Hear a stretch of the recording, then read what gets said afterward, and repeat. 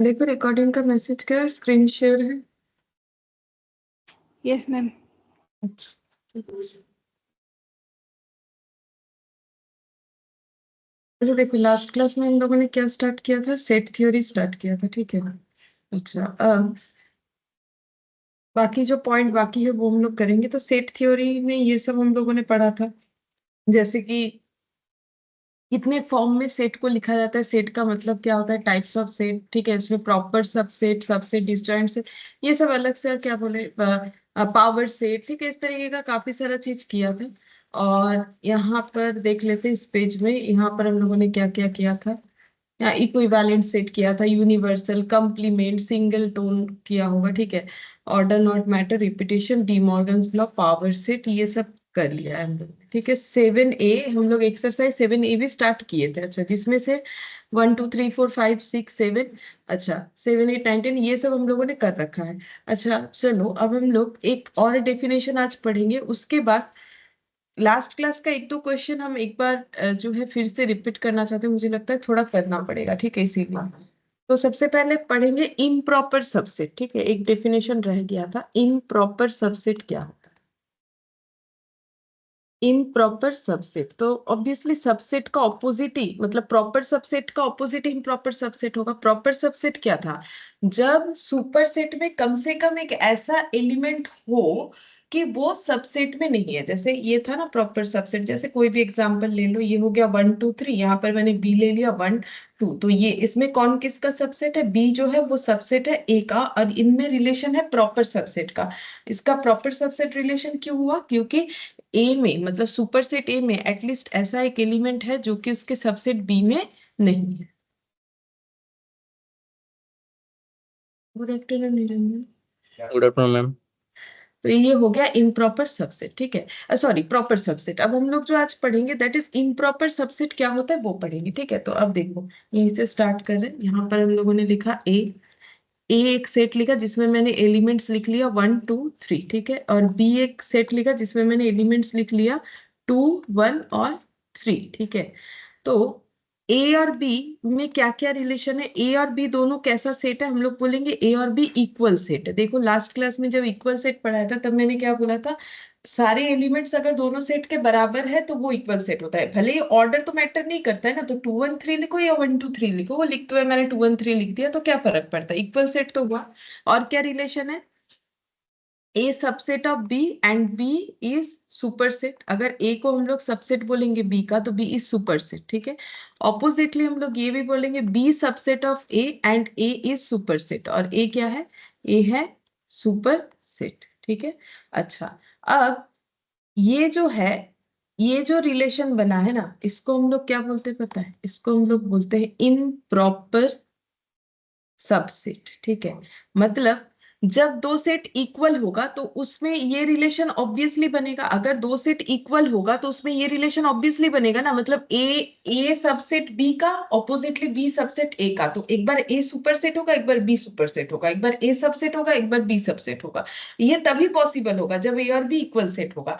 तो अगर ऐसा होता है तो ऐसे सबसेट को हम लोग इम्प्रॉपर सबसेट बोलते हैं। क्यों, क्योंकि प्रॉपर सबसेट मतलब क्या था, प्रॉपर सबसेट मतलब सुपर सेट में एटलीस्ट एक ऐसा एलिमेंट होना चाहिए, कम से कम एक से ज्यादा हो तो भी चलेगा, कम से कम एक ऐसा एलिमेंट होना चाहिए जो हमारे सबसेट में नहीं है। लेकिन यहाँ पर तो ऐसा कोई भी एलिमेंट नहीं है जो हमारे सबसेट में नहीं है, ठीक है। तो ये हम लोग का क्या हो गया, ये हम लोग का हो गया इम्प्रॉपर सबसेट, ठीक है। अब इसको कैसे डिनोट करते हैं, A is improper subset of B, ऐसे एक नीचे लाइन लगाते हैं, improper subset, B is improper subset of A, ऐसे होता है, ठीक है। इस चीज को हम लोग बोलेंगे improper subset.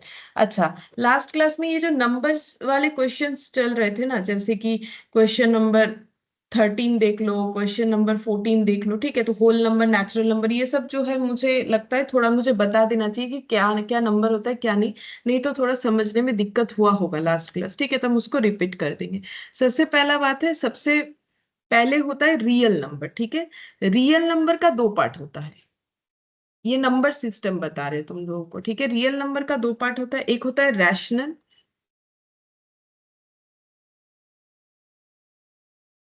Number can be written as p by q form, ठीक है। और यहां पर होता है इररेशनल।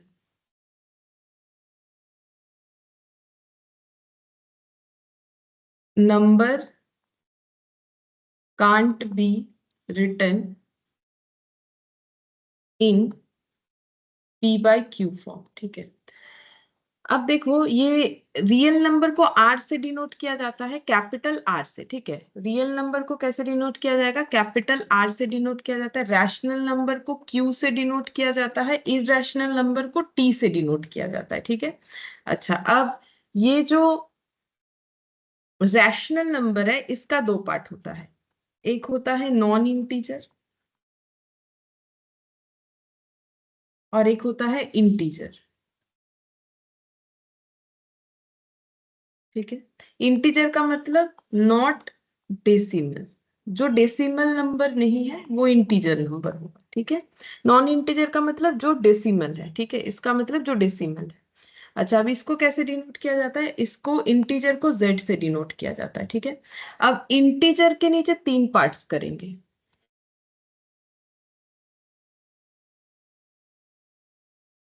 पॉजिटिव मतलब पॉजिटिव इंटीजर, ठीक है। जीरो और नेगेटिव,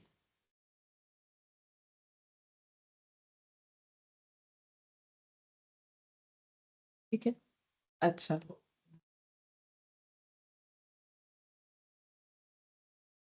यहाँ पर लिखेंगे positive integer equal to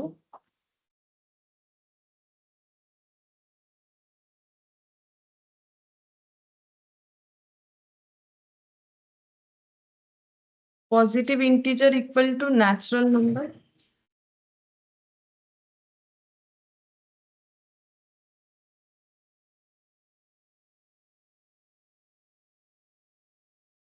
positive integer plus zero equal to whole number. Whole number को डब्ल्यू से डिनोट किया, ठीक है। ये पहले पूरा सिस्टम जो मैंने लिखा है ये हमें लिख लेना है, उसके बाद हम समझाते हैं एक एक करके। अच्छा, सबसे पहले देखो, बचपन में जब नंबर लिखना स्टार्ट किया था या फिर सीखना स्टार्ट किया था, जब हम लोग सीखते हैं ABCD 1 2, ठीक है। तो फिर हम लोग सबसे पहले जो नंबर सीखते हैं वो क्या सीखते हैं? क्या सीखा है तुम लोगों ने? बताओ, सबसे पहले क्या नंबर सीखा है? कैसा नंबर सीखा हो? मतलब जब बचपन में जो टीचर सिखाए हैं आप लोगों को, जब तुम लोग एकदम छोटे थे, ठीक है, 1 2 में पढ़ते थे, तब सबसे पहला नंबर क्या सिखाया था तुम लोग? 1 2। हाँ, बचपन में सबसे पहले 1 2 ही तो सिखाया जाता है। 1 सिखाया 1 2 3 4 5 ऐसे करके डॉट डॉट ये सिखाया जाता है, ठीक है। ये जो बचपन में सबसे पहले सीखते हैं ना, इसको क्या बोलते हैं पता है? नेचुरल, ठीक है। ये जो अभी हम समझा रहे हैं इसको ध्यान से सुनो, ये पूरा टेबल समझ में आ जाएगा, ठीक है। उसके बाद धीरे धीरे एक नंबर और जोड़ा जाता है और जिसका प्रायोरिटी भी हमें समझाया जाता है कि ये कितना जरूरत वाला चीज है। बोलो, बता सकते हो वो नंबर क्या है जो किसी के पीछे लग जाए तो उसका वैल्यू बढ़ जाता है? बोलो, आगे लगने से नहीं होता। जीरो। जीरो। जीरो, ठीक है। तो फिर यहाँ पर देखो, अब उसके बाद जीरो सीख लिए, 1 2 3 4 तो सीखा हुआ था, ठीक है। ये तो सीखे ही थे। स्टार्टिंग में कोई भी बच्चे को सिखाता है तो 1 2 3 4 ही सिखाता है। उसके बाद जैसे ही 9 1 2 3 4 10 आया तब जीरो का यूज वो सीखता है, ठीक है। पहले जीरो का यूज नहीं सीखता है, जब तक 10 नहीं आता है जीरो का यूज नहीं सीख पाता है। तो उसके बाद जीरो, तो इसको बोलेंगे होल नंबर, ठीक है। अच्छा, अब नेक्स्ट देखो, ये जो बचपन में सबसे पहले सीखे, मतलब ऐसे याद रखो ना, नेचुरली हम लोगों ने जो सीखा, तो नेचुरली क्या सीखा? 1 से सीखना स्टार्ट किया, नेचुरल नंबर, ठीक है। उसके बाद हम लोगों ने जीरो का यूज सीखा, ठीक है। मतलब उसके बाद जीरो का यूज सीखना स्टार्ट किया, तो वो हो गया जीरो ऐड होकर हो गया जीरो प्लस नेचुरल नंबर्स मिला के हो जाता है होल नंबर, ठीक है। अच्छा, अब नेक्स्ट देखो, इंटीजर नंबर क्या होता है? इंटीजर नंबर, ठीक है। तो इंटीजर नंबर का मतलब ये हो जाता है, अच्छा देखो, अब 1 2 3 4 नंबर सीखा तो जीरो भी सीखा।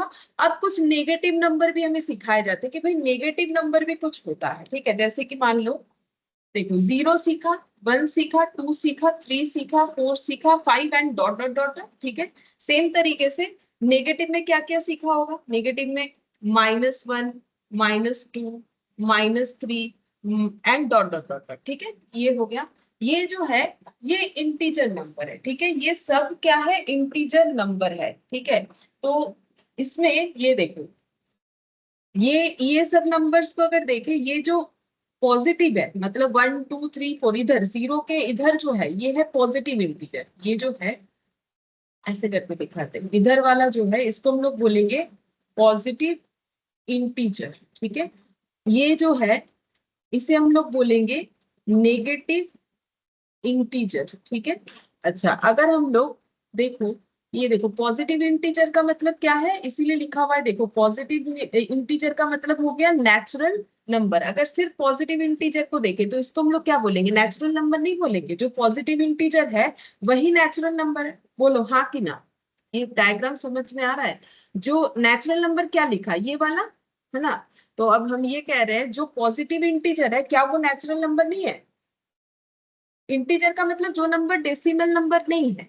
ऐसे नंबर लाइन में सीखते हो ना, 0, फिर उसके बाद 1 2 3, ठीक है, इधर -1 -2 -3, ठीक है। तो ये जो 1 2 3 है, ये पॉजिटिव इंटीजर है कि नहीं है? वही तो लिखा है मैंने, नहीं समझ में आया मेरा बात? Yes ma'am. है ना? तो ये पॉजिटिव इंटीजर है। अब ये पॉजिटिव इंटीजर भी है एज वेल एज ये क्या है? नेचुरल नंबर भी है। बचपन में यही तो सबसे पहले सीखा था, अभी तो हम लोगों ने समझा ना कि ऐसे करके याद रखेंगे। अच्छा, अब अगर पॉजिटिव इंटीजर के साथ जीरो को ऐड कर देते हो, पॉजिटिव इंटीजर के साथ अगर जीरो को भी ऐड कर देते हो तो वो क्या बन जाएगा? पॉजिटिव इंटीजर के साथ अगर जीरो को भी ले लेते हो तो वो क्या नंबर बन जाएगा? Positive whole integer number. Whole number, ठीक है। उसमें जीरो भी अगर इंक्लूड कर लोगे तो वो क्या बन जाएगा? अपने आप में होल नंबर बन जाएगा, ठीक है। और पॉजिटिव इंटीजर और जीरो नेगेटिव इंटीजर सब मिला के इंटीजर नंबर्स होते हैं, ठीक है। तो अब देखो यहाँ पर सबसे पहले यहां से देखते हैं इंटीजर का मतलब क्या हो जाएगा। पॉजिटिव इंटीजर भी होता है, नेगेटिव इंटीजर भी होता है, जीरो भी इंटीजर है, ठीक है। ये देखो, जीरो, पॉजिटिव और नेगेटिव वैल्यूज जो है वो इंटीजर। इंटीजर का मतलब कैसा नंबर? जो डेसिमल नंबर नहीं है। तो एक भी मैंने डेसिमल यानी पॉइंट वाला नंबर, एक भी पॉइंट वाला नंबर लिया है नहीं, पॉइंट वाला नंबर लेंगे तो इंटीजर नहीं लिख सकते ना, क्योंकि वो इंटीजर नंबर नहीं होता। अब नेचुरल नंबर सबसे पहले बचपन में जो सीखना स्टार्ट किया था, 1 से लेके डॉट डॉट डॉट, ठीक है। होल नंबर, जीरो इंक्लूड कर लो, होल नंबर हो गया। इंटीजर नंबर मतलब देखो जैसे बचपन में सीखे थे वैसे ही हम बोल रहे हैं। पहले 1 2 3 4 सीखा होगा, फिर जीरो सीखा होगा, फिर नेगेटिव नंबर सीखा होगा। तो जब 0 1 2 3 4 के साथ नेगेटिव नंबर भी आ जाते हैं तो इंटीजर हो गया। अभी तक तुम लोगों ने पॉइंट नहीं सीखा होगा, ठीक, क्योंकि बच्चों को स्टेप वाइज सिखाया जाता है ना, थोड़ी ना पहले पॉइंट 1 पॉइंट 2 1 पॉइंट 3 पढ़ा देगा, ऐसे नहीं होता है, ठीक है। बच्चे को पहले ऐसे सिखाया जाता है। तो ये ऐसे हो गया, ठीक है। तो अभी हम लोगों ने क्या समझा? इंटीजर के बारे में समझा, ठीक है। उसके साथ साथ इंटीजर के साथ साथ हम लोगों ने होल नंबर और नेचुरल नंबर ये भी समझा, ठीक है। होल नंबर और नेचुरल नंबर ये भी समझ लिया। अच्छा, अब देखो यहाँ पर ये अब देखो ये वाला जो रैशनल और इरेशनल, अब नॉन इंटीजर का मतलब क्या हो जाएगा? नॉन इंटीजर का मतलब वो सारे नंबर्स, ये देखो नॉन इंटीजर का भी हम दिखा देते हैं। Non integer, non integer number का मतलब वो सारे नंबर्स जिसमें जो है पॉइंट होगा, जैसे मान लो 2.5 हो गया, ठीक है, इस तरीके का नंबर 2.5, ठीक है। नॉन इंटीजर का मतलब 2.5 हो गया, 1.3 हो गया एंड सो ऑन, ठीक है। इस तरीके के नंबर को हम लोग क्या बोलेंगे? Non integer. माइनस में भी हो सकता है, -2, माइनस मान लो, माइनस ऐसा मान लो -1.9, ठीक है। तो ये सब क्या हो गया? Non integer. क्यों? क्योंकि इसमें पॉइंट्स है, ठीक है। तो ये नॉन इंटीजर नंबर हो गया। अब ये इंटीजर और नॉन इंटीजर मिला के होता है रैशनल नंबर। रैशनल नंबर्स का मतलब जिसको हम लोग पी वाई क्यू फॉर्म में डिफाइन कर सकते हैं, ठीक है। जैसे देखो रैशनल नंबर का मतलब, रैशनल नंबर का मतलब क्या क्या क्या आ जाएगा? बोल रहा है रैशनल का मतलब इंटीजर और नॉन इंटीजर दोनों रैशनल होता है। तो इंटीजर में हम लोगों ने क्या क्या लिखा? -3 लिखा, -2 लिखा, -1 लिखा, 0 लिखा, 1 लिखा, 2 लिखा, 3 लिखा। मैंने इधर डॉट डॉट है 3 के बाद और इधर -3 के आगे डॉट डॉट है ना। और नॉन इंटीजर में क्या लिखा? अभी यहाँ से देखो 2.5 लिखा, 1.3 लिखा, -1.9 लिखा। तो ये सब रैशनल नंबर है। कैसे रैशनल नंबर है? रैशनल नंबर मतलब जो नंबर्स को हम लोग न्यूमरेटर डिनोमिनेटर फॉर्म में दिखा सकते हैं। तो -3 को हम लोग -3/1 लिख सकते हैं, -2 को हम लोग -2/1 लिख सकते हैं, -1 को 1/1 -1/1 लिख सकते हैं, ठीक है। 0 को भी 0/1 लिख सकते हो, 0 ही आएगा। 1/1, 2 को 2/1, ठीक है, 3/1, ठीक है। अब देखो 2.5 को 25/10, ठीक है। 1.3 को 13/10, -1.9 को 1.9 डिवाइडेड बाई 10, ऐसे करके हम लोग लिख सकते हैं, ठीक है। तो ये क्या हो गया, रैशनल नंबर्स। क्यों, ये सारे नंबर्स हम लोग पी बाई क्यू फॉर्मेट में डिफाइन कर सकते हैं। तो जो नंबर को हम लोग पी बाई क्यू फॉर्म में दिखा सकते हैं वो होता है रैशनल नंबर। अब इररेशनल क्या होता है? इररेशनल का मतलब जिसको हम लोग पी बाई क्यू फॉर्म में डिफाइन नहीं कर सकते, कांट बी डिफाइंड इस फॉर्म में। जैसे कि मान लो 3.3333 ऐसे, ठीक है, ये चलता ही जा रहा है। तो 3 3 3 3 लिखने के बाद 1 के बाद कितना जीरो लिखोगे वो हम लोग कंफर्म नहीं कर सकते। या फिर मान लो √2 को नहीं डिफाइन कर सकते हो पी बाई क्यू फॉर्म में। कैसे? जैसे कि देखो हम एक एग्जाम्पल देते हैं यहाँ पर।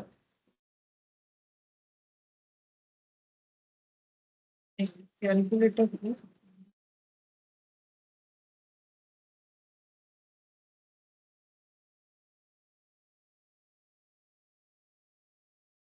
इधर आ नहीं रहा, चलो कोई बात नहीं, इधर देखना करें। यहाँ पर √2 लिखेंगे, 2 लिखा, रूट लिख दिया। तो ये जो वैल्यू है, क्या ये 5 पे खत्म है या फिर इसके बाद भी कुछ वैल्यूज है बट हम लोग नहीं डिफाइन कर पा रहे, दिख नहीं रहा है हमें? क्योंकि ये जो मतलब ये कैलकुलेटर का तो एक लिमिटेशन है ना। तो मुझे एक चीज बोलो, क्या ये 5 पे खत्म है या फिर इसके आगे भी वैल्यूज है बट ये कैलकुलेटर इतना ही दिखा सक रहा है?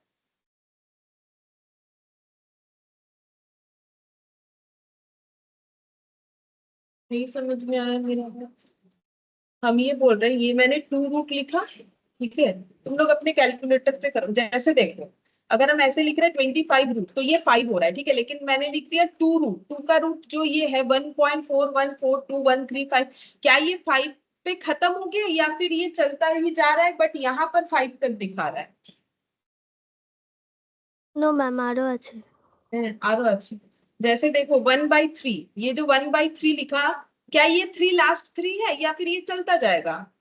नहीं पता। ये ये तो पता होना चाहिए। देखो, क्योंकि ये तो सिंपल डिवाइड है, 1/3 ऐसे लिखा, ठीक है। पॉइंट देके 0 आया, ये तो बचपन में करते हो गए हम। और ये क्या बताए, फिर ये पॉइंट के लिए फिर ये 0 आ जाएगा, ठीक है। यहाँ पर सॉरी, ये हो गया 7, नहीं सॉरी, हम क्या कर रहे हैं, 1/3, 1/3 7, 1/, मेरा क्या गलती होगा, 1/3। हाँ, 1/3, ठीक है। तो कर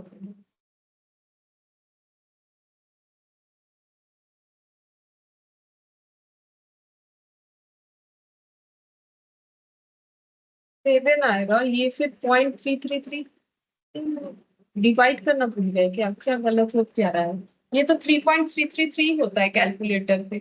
1/3 अगर कर देते हैं तो 0.333333 ऐसे ही चलता जाएगा। ये 100/3 करने से भी समझ में आएगा, पता नहीं मेरा। 100/3 इसमें भी तो होगा।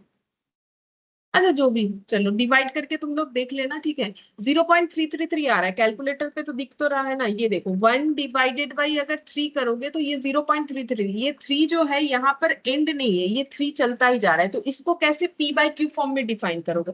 जैसे अगर 1.2 है तो 12/10 करते हैं ना। लेकिन 0.333 ये अगर काउंटलेस है, मतलब यहाँ पर बार लग जाएगा, तो फिर ये 333 लिख दिया, तो इसके बाद ये 3 जीरो थोड़ी ना, 3 जीरो ही होगा। कितना जीरो होगा वो किसी को नहीं पता। तो ऐसे नंबर्स को हम लोग बोलते हैं इरेशनल नंबर, ठीक है। ऐसे नंबर्स को हम लोग क्या बोलते हैं, इरेशनल नंबर, जो हम लोग पी बाई क्यू फॉर्म में डिफाइन नहीं कर सकते, ठीक है। तो ये हो गया हम लोग का इरेशनल। और ये सारे तरीके के नंबर मिला के होता है रियल नंबर, ठीक है। ये सारे तरीके के नंबर को मिला के होता है रियल नंबर। मतलब रियल नंबर को मान के चलो कि रियल नंबर जो है वो ग्रैंडफादर है, ऐसे मान के चलो, ठीक है। रियल नंबर जो है वो ग्रैंडफादर है, ठीक है। तो ये हो गया हम लोग का नंबर सिस्टम का जो मतलब पैटर्न है वो हो गया। ठीक है, अब देखो लास्ट दिन एक दो क्वेश्चन मुझे लगता है इस बेसिस पे एक बार हम बताएंगे तो तुम लोग के लिए थोड़ा सा आसान और भी होगा। देखो कौन सा क्वेश्चन मुझे एक बार फिर से बताना चाहिए, देख लेते हैं, एक मिनट। यहाँ पर ये देखो,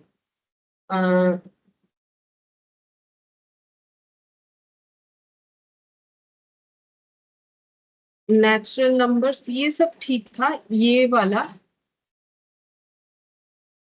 देखो जैसे 12th नंबर वाला था। ठीक है, 12th ये वाला तो ठीक है। देखो the set of cube of the natural numbers, तो नेचुरल नंबर्स क्या बचपन में सीखा था, 1 2 3 4 करके डॉट डॉट करके चलता ही जाएगा।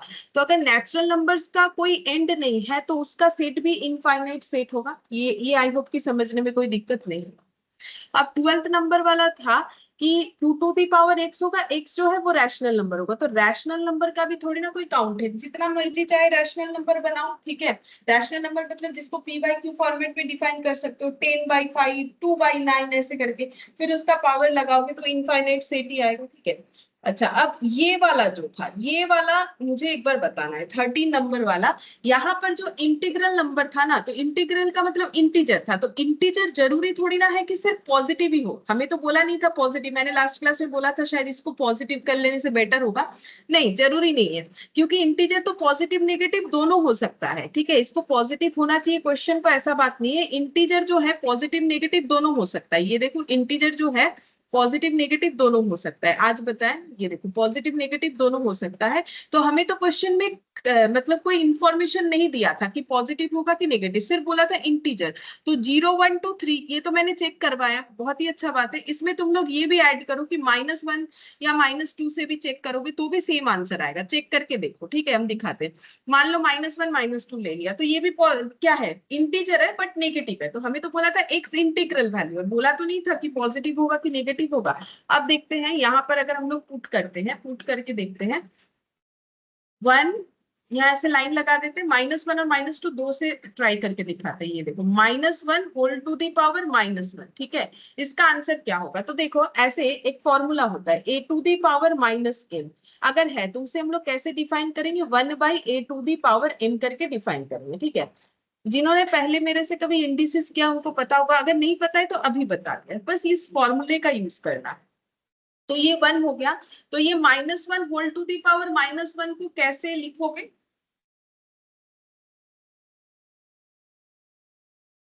1/-1।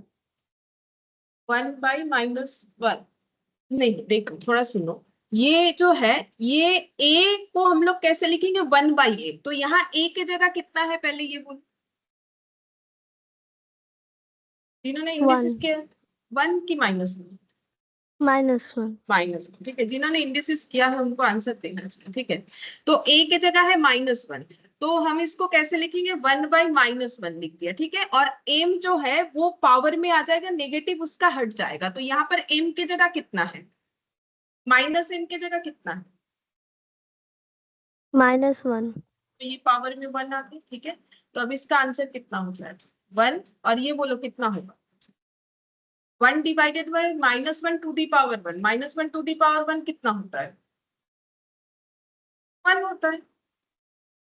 -1 टू दी पावर 1 1 नहीं होगा, तो 1 - 1 कितना आ गया, 0। ठीक है, सेम तरीके से 2 से चेक करो, बोलो कितना लिखे, ये 1, और ये बोलो कितना लिखे, इसको कैसे लिखे, 1/1 to the power 2। 1/1 to the power 2 ना, -1 to the power. -1 to the power 2। देखो ये सिर्फ माइनस हट जाएगा, एक की जगह अगर माइनस है तो जैसे देखो ऐसे लिखा हुआ है सब कुछ। ठीक है, तो मेरा क्या होगा, अच्छा अब ये कितना आ जाएगा, ये 1 जैसा है। -1 का स्क्वायर मतलब कितना होता है, 1। 1। तो ये 1 -1 कितना आ गया, 0। ठीक है, तो ये देखो ये पॉजिटिव नेगेटिव सभी इंटीजर से चेक करना चाहिए, क्योंकि लास्ट दिन मैंने थोड़ा सा गलत कर दिया था, मैंने बोला कि इसको पॉजिटिव करना चाहिए था क्वेश्चन को, बट ऐसा जरूरी नहीं है, नेगेटिव भी तो इंटीजर होता है, तो हमें सभी से चेक करना चाहिए। जीरो तो देखो हम लोगों ने हर टाइप का इंटीजर से चेक कर लिया, पॉजिटिव इंटीजर से भी कर लिया, नेगेटिव इंटीजर से भी कर लिया, जीरो से भी कर लिया, ठीक है। तो ये देखो ये आंसर हम लोग का इतना आ गया।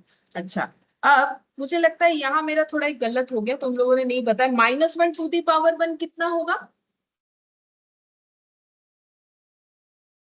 -1। -1 हाँ मैंने वो गलत लिखा है ना, -1 नहीं लिख के मैंने 1 लिख दिया, तो 1 1/1 डिवाइडेड बाई -1 कितना होगा?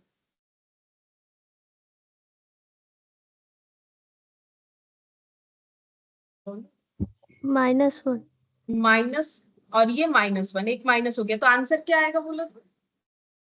+1 हाँ मैंने ओवरऑल क्या आएगा? +1, ठीक है, ओवरऑल क्या आएगा? 2 2 आ जाएगा, ठीक है। तो वही तो हम लोगों ने देखा था ना कि एक से हम लोग का अगर इवन हुआ तो 0 आएगा, ऑड हुआ तो 2 आएगा, वो हम लोगों ने पॉजिटिव इंटीजर और जीरो के केस में देखा था। नेगेटिव वाले में भी देखो सेम वही हुआ, -1 था, ऑड था तो 2 आया, और अगर पॉजिटिव सॉरी अगर इवन हुआ जैसे 2 था तो फिर हम लोग का क्या आ गया? 0 आ गया, ठीक है। तो ये आंसर सही किया था हम लोगों ने, बट एक कंसेप्ट मैंने गलत कर दिया था कि इसमें जीरो नेगेटिव वाला वैल्यू से मैंने कैलकुलेट करके नहीं दिखाया था, और बोला था उसको अवॉइड करो, नहीं अवॉइड क्यों करेंगे, हमें इंटीजर बोला था, मैंने ध्यान नहीं दिया, तो फिर इंटीजर बोला था तो हमें पूरा दोनों ही लेना पड़ेगा, ठीक है। तो ऐसे करके होगा। अब 14th नंबर वाला में अगर कोई डाउट है तो हम बता देते हैं, जैसे बोला कि पॉजिटिव इवन नंबर और पॉजिटिव ऑड नंबर, ठीक है।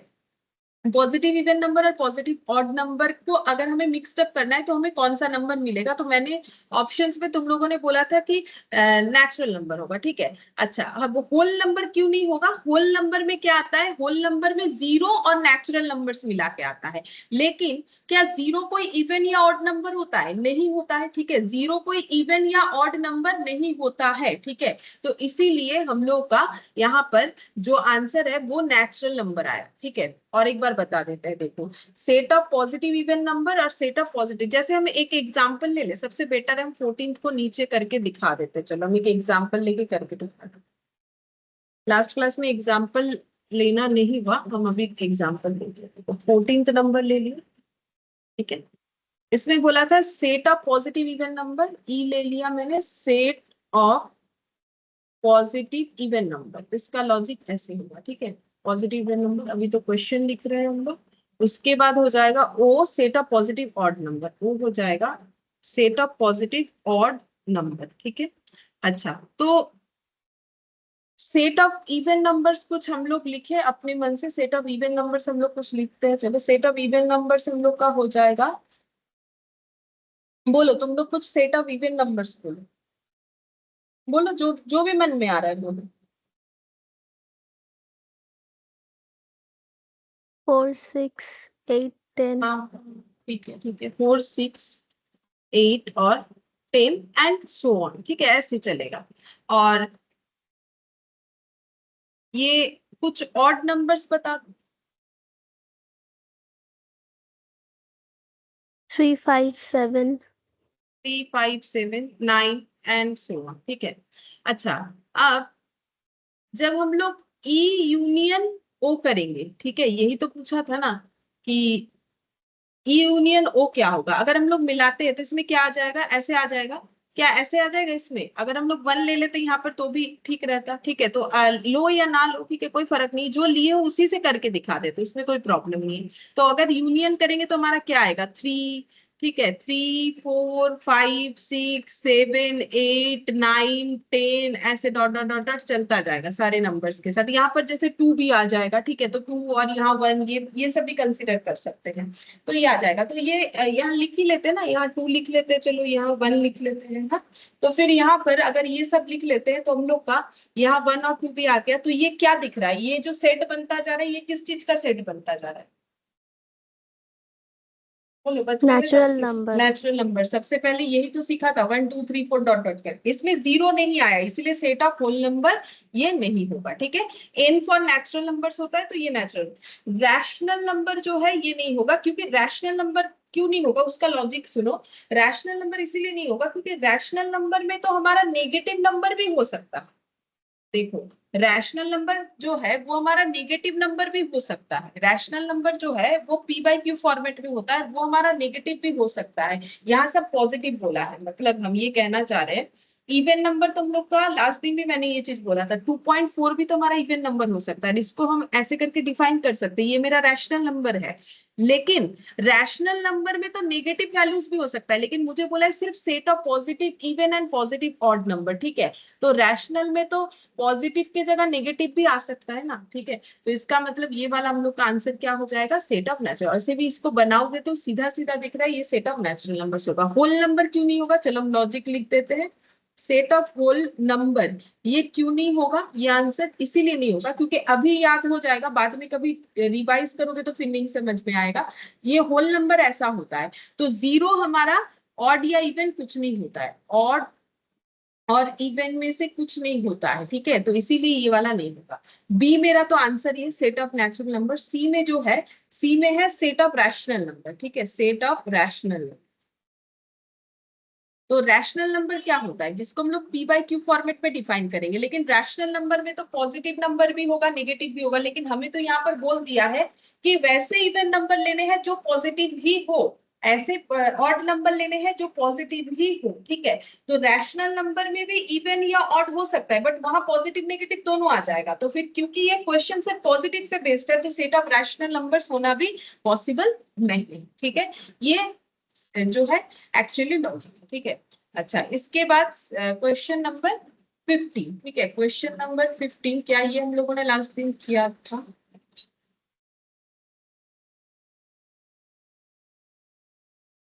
नहीं, ठीक है, चलो कोई बात नहीं। हम लोग अब 15 से स्टार्ट करते हैं। देखिए 15 में देखो क्या दिया है।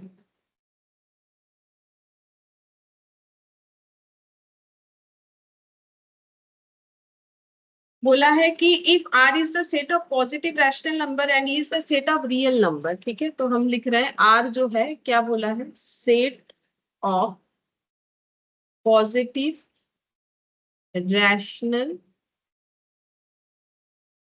नंबर, और ई जो है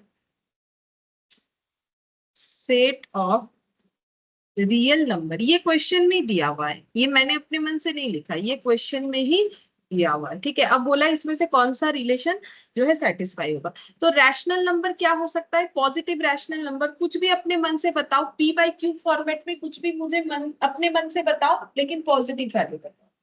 मतलब नेगेटिव मत बोलो तो भी पॉजिटिव हो जाएगा, कुछ भी बताओ अपने मन से। जैसे हम एक बताते हैं लाइक 2/3, तुम लोग भी बताओ अपने मन से कोई एक नंबर। 4/5 10/5। 10/5, अच्छा। और क्या बोल रहे थे, 4/5? 5 ठीक है, ये सब हो गया हम लोग का रैशनल। अच्छा, ये देखो ये हम लोग का रैशनल नंबर हो गया 2/3, ठीक है। ये देखो ये आ जाएगा इस तरह से, लेकिन 2/3 जो है ये मेरा रैशनल नंबर तो हुआ, लेकिन इसमें वही सेम प्रॉब्लम आ जाएगा, ये तो इरैशनल, मतलब इसको नहीं डिफाइन कर सकते। अच्छा, मुझे ये थोड़ा डाउट लग रहा था, चलो हटाते, ये ठीक है।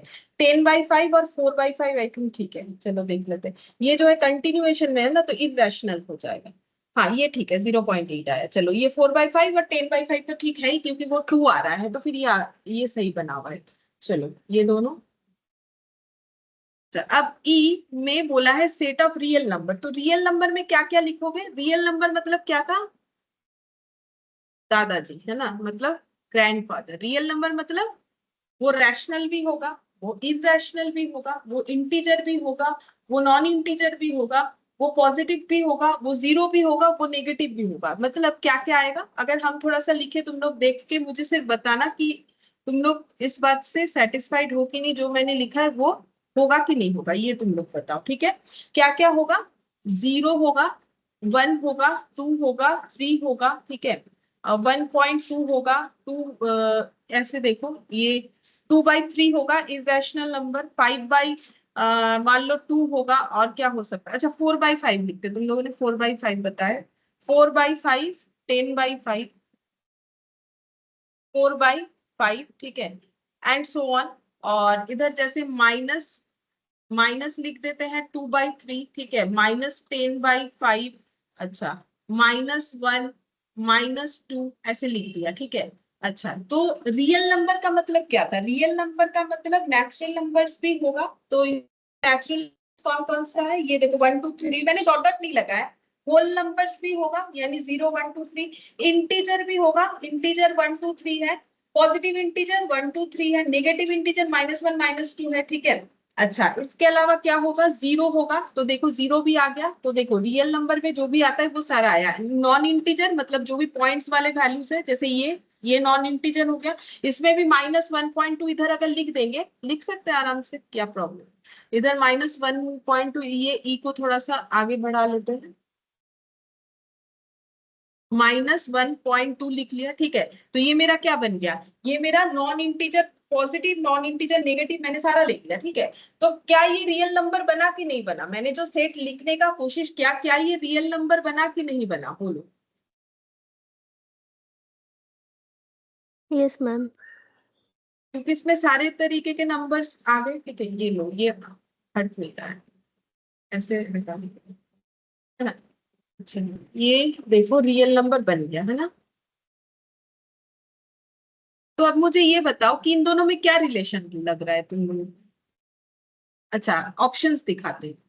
बोल रहे R is subset of proper improper subset of E, R is subset of E, E is subset of R and none of this. बोलो कौन सा ऑप्शन सही लग रहा है?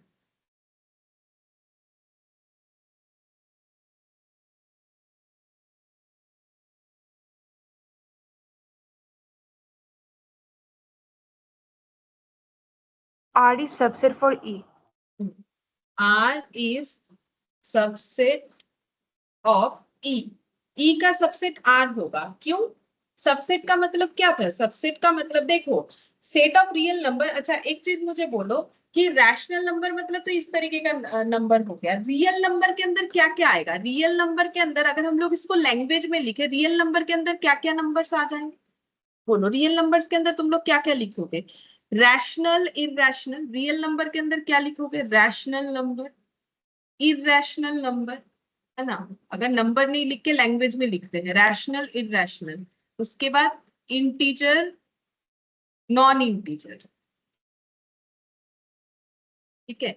Rational, irrational, integer, non integer, और इंटीजर के अंदर पॉजिटिव नेगेटिव ये सब आएगा। ठीक है, इसको मैंने थोड़ा सा ऐसे समरी करके लिख दिया।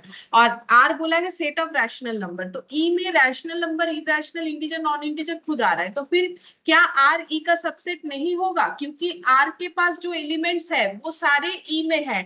बल्कि ई में क्या है? ई में ऐसा एलिमेंट्स है जो आर के पास नहीं है। तो ये सबसेट कैसा सबसेट है? प्रॉपर है कि इम्प्रॉपर है?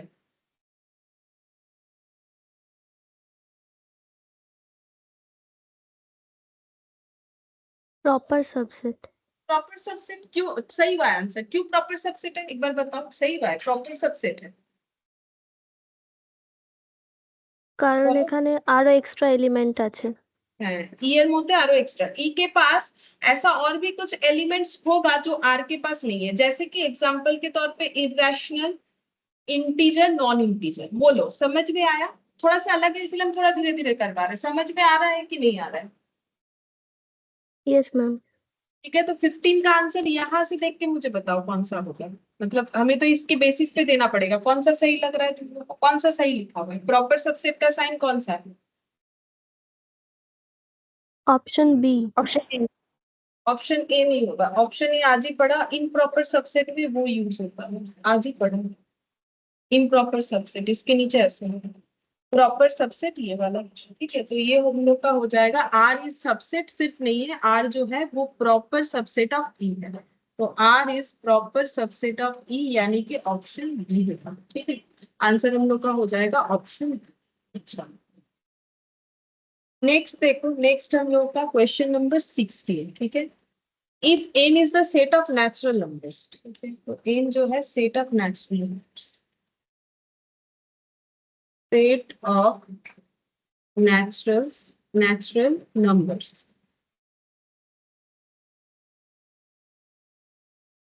n is the set of, अच्छा, n equal to set of natural numbers. फिर उसके बाद i है। i क्या है?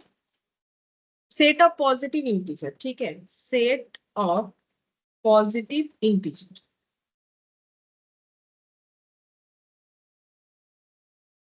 मुझे एक चीज बताओ, सेट ऑफ नेचुरल नंबर्स में क्या क्या लिखेंगे बताओ। 1 2 3 1 2 3 डॉट डॉट, जो बचपन में सबसे पहले सीखना स्टार्ट किया। अच्छा, पॉजिटिव इंटीजर में क्या क्या लिखेंगे? 1 2 3 1 2 3 एंड डॉट डॉट। तो इसमें कौन सा ऑप्शन सही है? एन इक्वल आई, एन सबसेट आई, एन जो है इम्प्रॉपर सबसेट ऑफ आई, कौन सा सही है? Option A. ऑप्शन ए सही है, ठीक है। एन और आई दिख ही रहा है, देखो एन और आई जो है ये इक्वल हो जाएंगे, ठीक है, एन और आई जो है ये इक्वल हो जाएंगे, ये हो गया। लेकिन एक चीज मुझे ये बताओ, क्या ये दोनों सबसेट सुपरसेट का रिलेशन नहीं कंटेन करता है? ये आंसर सही है, लेकिन मुझे और थोड़ा कुछ बताना है। क्या हम लोगों ने ऐसा सबसेट नहीं पढ़ा था, जैसे मान लो पी के अंदर है ए बी सी, ठीक है, और क्यू सेट के अंदर है ए बी सी, ठीक है, तो क्या ये सेट आज भी पढ़ा, अभी स्टार्टिंग में ही पढ़ा था इम्प्रॉपर सबसेट बताते हुए, क्या ये दोनों एक दूसरे के सबसेट है कि नहीं है? एक दूसरे के subset and superset yes ma'am. है, ठीक है, क्योंकि आज ही स्टार्टिंग में पढ़ा, आज ही स्टार्टिंग में पढ़ा ए बी इक्वल सेट हुआ, क्योंकि सब में इक्वल इक्वल मतलब सेम एलिमेंट्स था, ठीक है, इक्वल एलिमेंट्स था, सेम एलिमेंट्स था, इक्वल नंबर में सेम एलिमेंट्स था, तो ये सबसेट सुपरसेट का रिलेशन हुआ। लेकिन ऐसे सबसेट को हम लोग इम्प्रॉपर सबसेट बोलते हैं, है ना? तो उसके हिसाब से अगर हम लोग चले तो क्या हमारे पास और एक आंसर नहीं निकल के आएगा? ये तो सही है, और क्या आंसर निकल के आ सकता है? Option C. सी। ऑप्शन सी भी आंसर हो सकता है, जिसमें लिखा हुआ है N is proper improper subset of I, ऐसे लिखा हुआ है। लेकिन रिवर्सली ये भी तो बोल सकते हैं, रिवर्सली ये भी तो बोल सकते हैं, और क्या बोल सकते हैं, ये तो सी ऑप्शन में है। इसके अलावा हम लोगों ने जो सीखा स्टार्टिंग में, उसके हिसाब से मुझे एक चीज बताओ कि इसको और क्या बोल सकते हैं रिवर्सली। मैंने थोड़ा सा हिंट्स भी दे दिया, N is proper subset improper subset of I and also, आज लिख आई रहे हैं is improper subset of N. ये बोल सकते हैं। लेकिन ऐसा हमारे पास कोई ऑप्शन है नहीं क्वेश्चन में, ठीक है, ये ऐसे हमारे पास कोई ऑप्शन है नहीं। तो हम लोग फिर क्या बोलेंगे? फिर अगर ऐसा कंफ्यूजन होता है कि हमारे पास, हमें लग रहा है ये भी सही है ये भी सही है, लेकिन इसके साथ साथ सेम ऐसा और एक भी सही होना चाहिए, ठीक है, तो फिर हम लोग को आंसर ए देना चाहिए। जब कंफ्लिक्ट होता है ना कि N is proper sub improper subset of I, तो हम लोग बोल सकते हैं I is improper subset of N, ये भी होना चाहिए। तो इसीलिए ये कंफ्यूजन करेगा सी वाला ऑप्शन, इसीलिए ऑप्शन ए हमें आंसर देना चाहिए, ठीक है। तो एग्जाम में मेरे हिसाब से ऐसा होना चाहिए कि ए वाला ऑप्शन दे ही ना, ठीक है, ये दोनों दे या फिर ऐसा कुछ दे ताकि कंफ्यूजन ना हो। तो इसीलिए मेरे हिसाब से मतलब ये आंसर ये होना बेटर है इस कंडीशन में, ठीक है। ये भी सही आंसर्स है, ये सी भी सही है, लेकिन ये कैसे अप्लाई करें? हमारे पास तो ए एंड सी वाला कोई ऑप्शन है नहीं। अगर डी में ऐसे दे देता, मान लो डी में ऐसे दे देता, तब हम लोग इसका आंसर दे सकते थे ए एंड सी, ठीक है। मान लो ये नन ऑफ दिस नहीं देखे तो हम लोग इस पे टिक कर देते, ठीक है। लेकिन हमारे पास तो ऐसा ऑप्शंस भी नहीं है। और अगर हम बोलेंगे कि सी सही है, तो सी का तो एक दूसरा प्रॉब्लम हो जाएगा, फिर सी तो सिर्फ तो एन इम्प्रॉपर आई नहीं, आई इम्प्रॉपर एन भी होगा। तो इसीलिए हम लोग इसमें ये कंफ्यूजन हटाने के लिए ऑप्शन ए को चूज करें, ठीक है। तो अगर एग्जाम में ऐसा होगा नहीं, अगर हुआ तो फिर तुम लोग उसमें एन इक्वल आई आंसर देके आना, ठीक है। अगर ऐसा ही सेम क्वेश्चन आ, अब 17th नंबर देखो, 17th नंबर वाला क्वेश्चन। 17th नंबर वाले क्वेश्चन में बोला है आई सेट ऑफ, देखो बोला है if I set of isosceles triangle,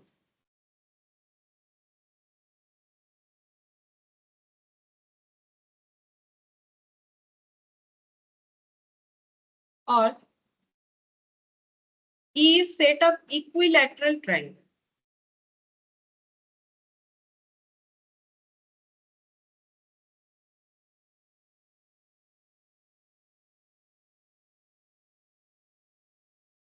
ठीक है।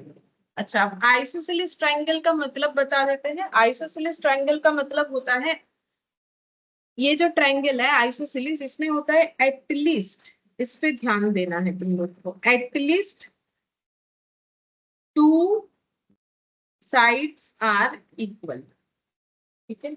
और इक्विलैटरल ट्रायंगल का मतलब होता है all sides are equal. Equilateral का मतलब होता है ऑल साइड्स आर इक्वल, ठीक है। अच्छा, अब हम यहाँ पर 3 ट्राइंगल बनाएंगे, ठीक है। ये ट्राइंगल बनाया, इसका तीनों साइड मान लो 2 2 2 सेंटीमीटर करके, इस ट्राइंगल का मैंने नाम दे दिया ए, ठीक है। अच्छा, अब मैंने और एक ट्राइंगल बनाया, ठीक है। यहाँ पर 2, यहाँ पर 2, यानी यहाँ पर मैंने 3 दे दिया, ठीक है। और इसका मैंने नाम दे दिया है इस ट्राइंगल का बी, ठीक है। और मैंने एक ऐसा ट्राइंगल बनाया, सब मेरा ट्राइंगल एक ही जैसा देखने में मिल जाए।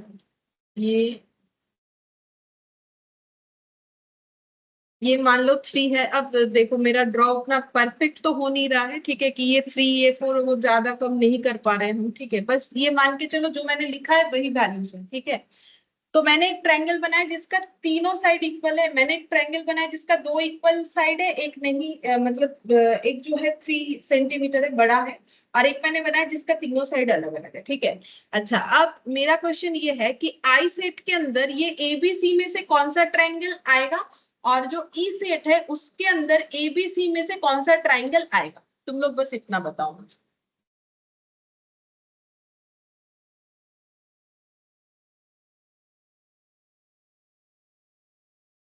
I set a A or B Ashwin. ठीक है, ई पे E te C. Eater monitor ಕೊಡು ತಗೊಂಡು ठीक A. Sorry ma'am, A. है, ये आएगा, ठीक है। ये चीज कंफर्म हो, क्योंकि देखो आई का मतलब क्या था, ऐसा ट्रायंगल जिसका कम से कम 2 साइड बराबर है। तो इसका तो तीनों बराबर है, ले लो। इसका भी 2 साइड बराबर है, ले लो। इसका तो कोई भी साइड बराबर नहीं है, सब अपना अपना अलग अलग है। तो ये ए और बी आएगा। ई में क्या आएगा, ई में वो ट्रायंगल आएगा जिसका सारा साइड्स बराबर है, यानी कि ए आ जाएगा, ठीक है। ये हो गया। अच्छा, अब ये देखो, आई में 2 एलिमेंट है ए बी, ई में एक एलिमेंट है ए। अब मुझे बोलो कि इसमें रिलेशन क्या बना। हम ऑप्शन दिखा देते किस बेसिस पे आंसर्स गिवन है। ये सबसेट वाले आंसर्स गिवन है, ठीक है। I is subset of E, E subset of I, E equal I, none of this. बोलो कौन सही। यहां से देख के पहले तुम लोग खुद बताओ, फिर ऑप्शन चेक कर लेना। बोलो कौन किसका सबसेट है। E is subset of I. सही है, ई जो है वो आई का सबसेट है, क्योंकि आई सुपर सेट है, उसके पास ज्यादा एलिमेंट्स है। तो ई सबसेट ऑफ आई, यानी आंसर हो जाएगा option B.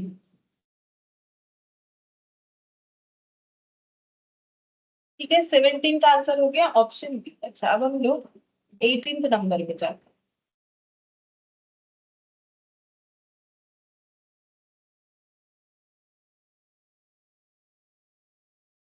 R is the set of isosceles right angle triangle, ठीक है। तो R जो है वो क्या है, आइसोसेलेस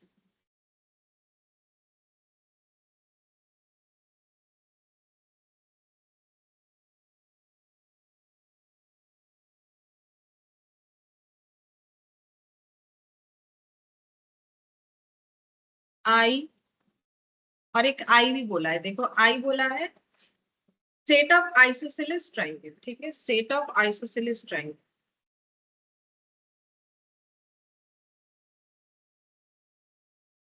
ठीक है।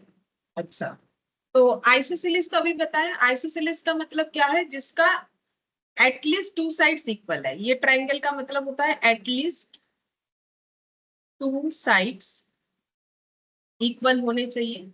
और आइसोसेलेस राइट एंगल ट्रायंगल का मतलब क्या होगा, इसका मतलब हो जाएगा एटलीस्ट 2 साइड्स इक्वल। ये तो होगा ही क्योंकि आइसोसेलेस है, प्लस 1 एंगल ऑफ 90 डिग्री। एक 90 डिग्री वाला एंगल होना चाहिए उस क्या बोलते हैं, उस ट्रायंगल में, ठीक है। उस ट्रायंगल में एक 90 डिग्री का एंगल होना चाहिए। अब हम ड्रॉ कर रहे हैं ट्रायंगल।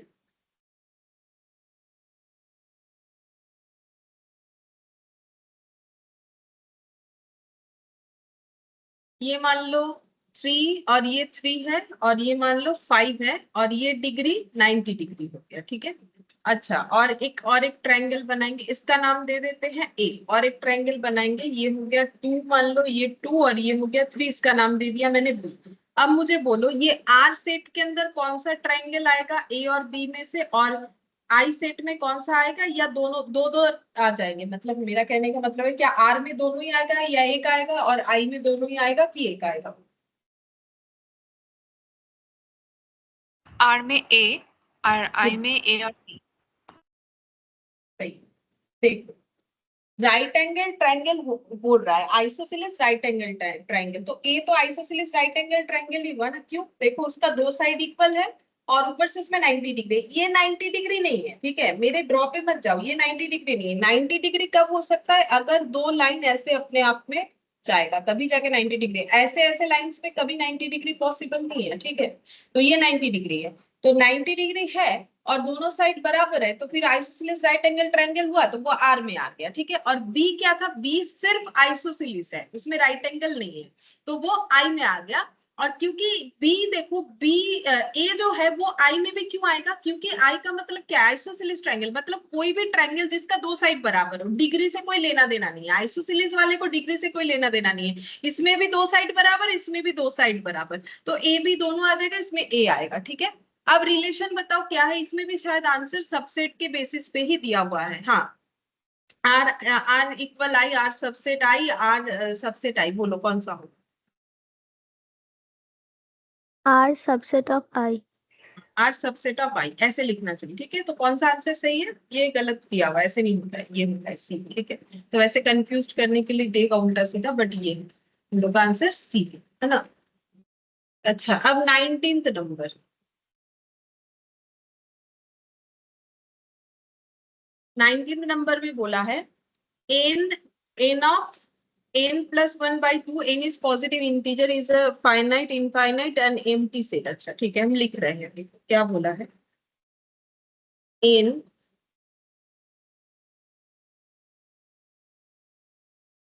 is positive integer, ठीक है। ऐसे बोला है, क्वेश्चन ये दिया हुआ है, मैंने क्वेश्चन देख के लिखा है n पॉजिटिव इंटीजर है। तो मुझे एक चीज बताओ, तो n का वैल्यू क्या क्या होगा? अभी तो आज से इंटीजर वगैरह बोल दिया, तो n का वैल्यू क्या क्या होगा? 1 2 3 1 2 3 डॉट डॉट, पॉजिटिव इंटीजर मतलब ये सब हो गया। अच्छा, अब अगर ये n पॉजिटिव इंटीजर है और मुझे इससे सेट बनाने है, n into N plus one divided by 2 करके जो भी वैल्यूज आएगा उससे मुझे सेट बनाना है, और n हो जाएगा पॉजिटिव इंटीजर्स। तो इससे जो सेट बनेगा, यहाँ पर बोला है फाइनाइट सेट होगा, इनफाइनाइट होगा, एम्प्टी होगा, नन ऑफ दिस होगा। बोलो क्या आंसर? infinite। ठीक है, इनफाइनाइट सेट, क्योंकि पॉजिटिव इंटीजर तो काउंटलेस है, तो अब काउंटलेस चीजों से अगर हम सेट बनाने जाएंगे तो मेरा सेट भी काउंटलेस ही बनेगा।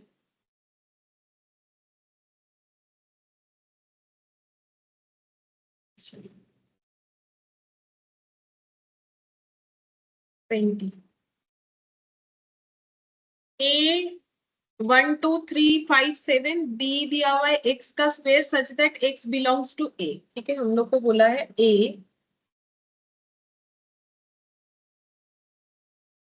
1 2 3 5 1 2 3 5 7,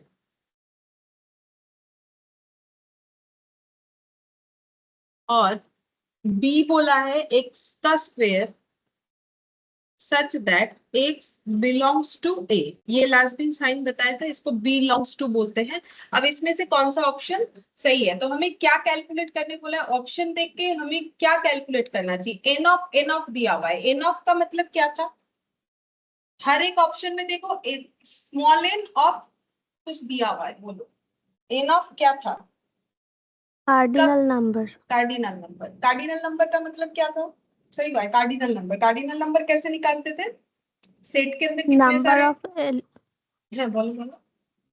number of elements in a set. ठीक है, number of elements in set, ठीक है। तो अब देखो यहाँ पर दिया क्या है, N of A N of B ऐसे करके दिया है। इसमें से एक ऐसा ऑप्शन है जो हम लोग पहले ही क्रॉस आउट कर सकते कि भाई ये आंसर देना ही नहीं चाहिए था, ये गलत दिया हुआ है, देख के ही बता सकते। कौन सा बोल सकते हो? अच्छा, कैसे गलत दिया वो भी बताते हैं। जो पैटर्न है वो सेट के लिए सूटेबल नहीं है, वैसे सेट में नहीं लिखा जाता।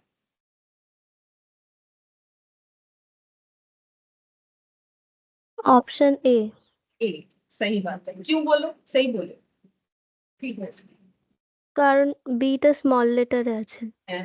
क्योंकि सेट को हमें हमेशा कैपिटल लेटर से डिनोट करना चाहिए, इसीलिए हम लोग का जो ए ऑप्शन है वो पहले एलिमिनेट कर दो, दिमाग से हटाओ। अब बचा ये सब। अब इसमें से हर जगह पे N of A N of B दिया हुआ है, तो फाइंड आउट करो एन ऑफ ए कितना है। बोलो एन ऑफ ए कितना है। 5। 5, ठीक है। 1 2 3 4 5। अच्छा, बी बी में क्या क्या वैल्यू होगा। बी का वैल्यू एक्स का स्क्वायर करना है, तो और एक्स क्या होगा जो ए में बिलोंग्स कर रहा है, तो पहला एक्स का बी का वैल्यू क्या होगा बोलो। बी में पहला एलिमेंट क्या लिखे। 1। 1 का स्क्वायर यानी 1। दूसरा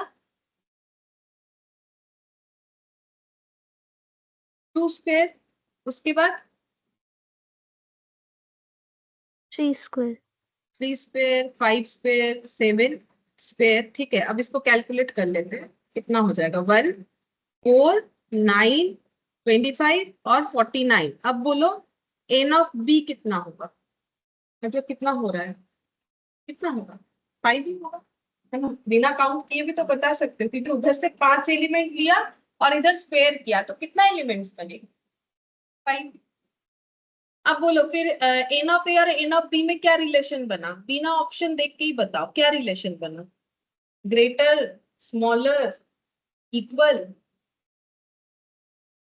इक्वल। इक्वल। इक्वल, तो आंसर देख लेते हैं इक्वल वाला कौन सा है। सी, ऑप्शन सी हो जाएगा, ठीक है।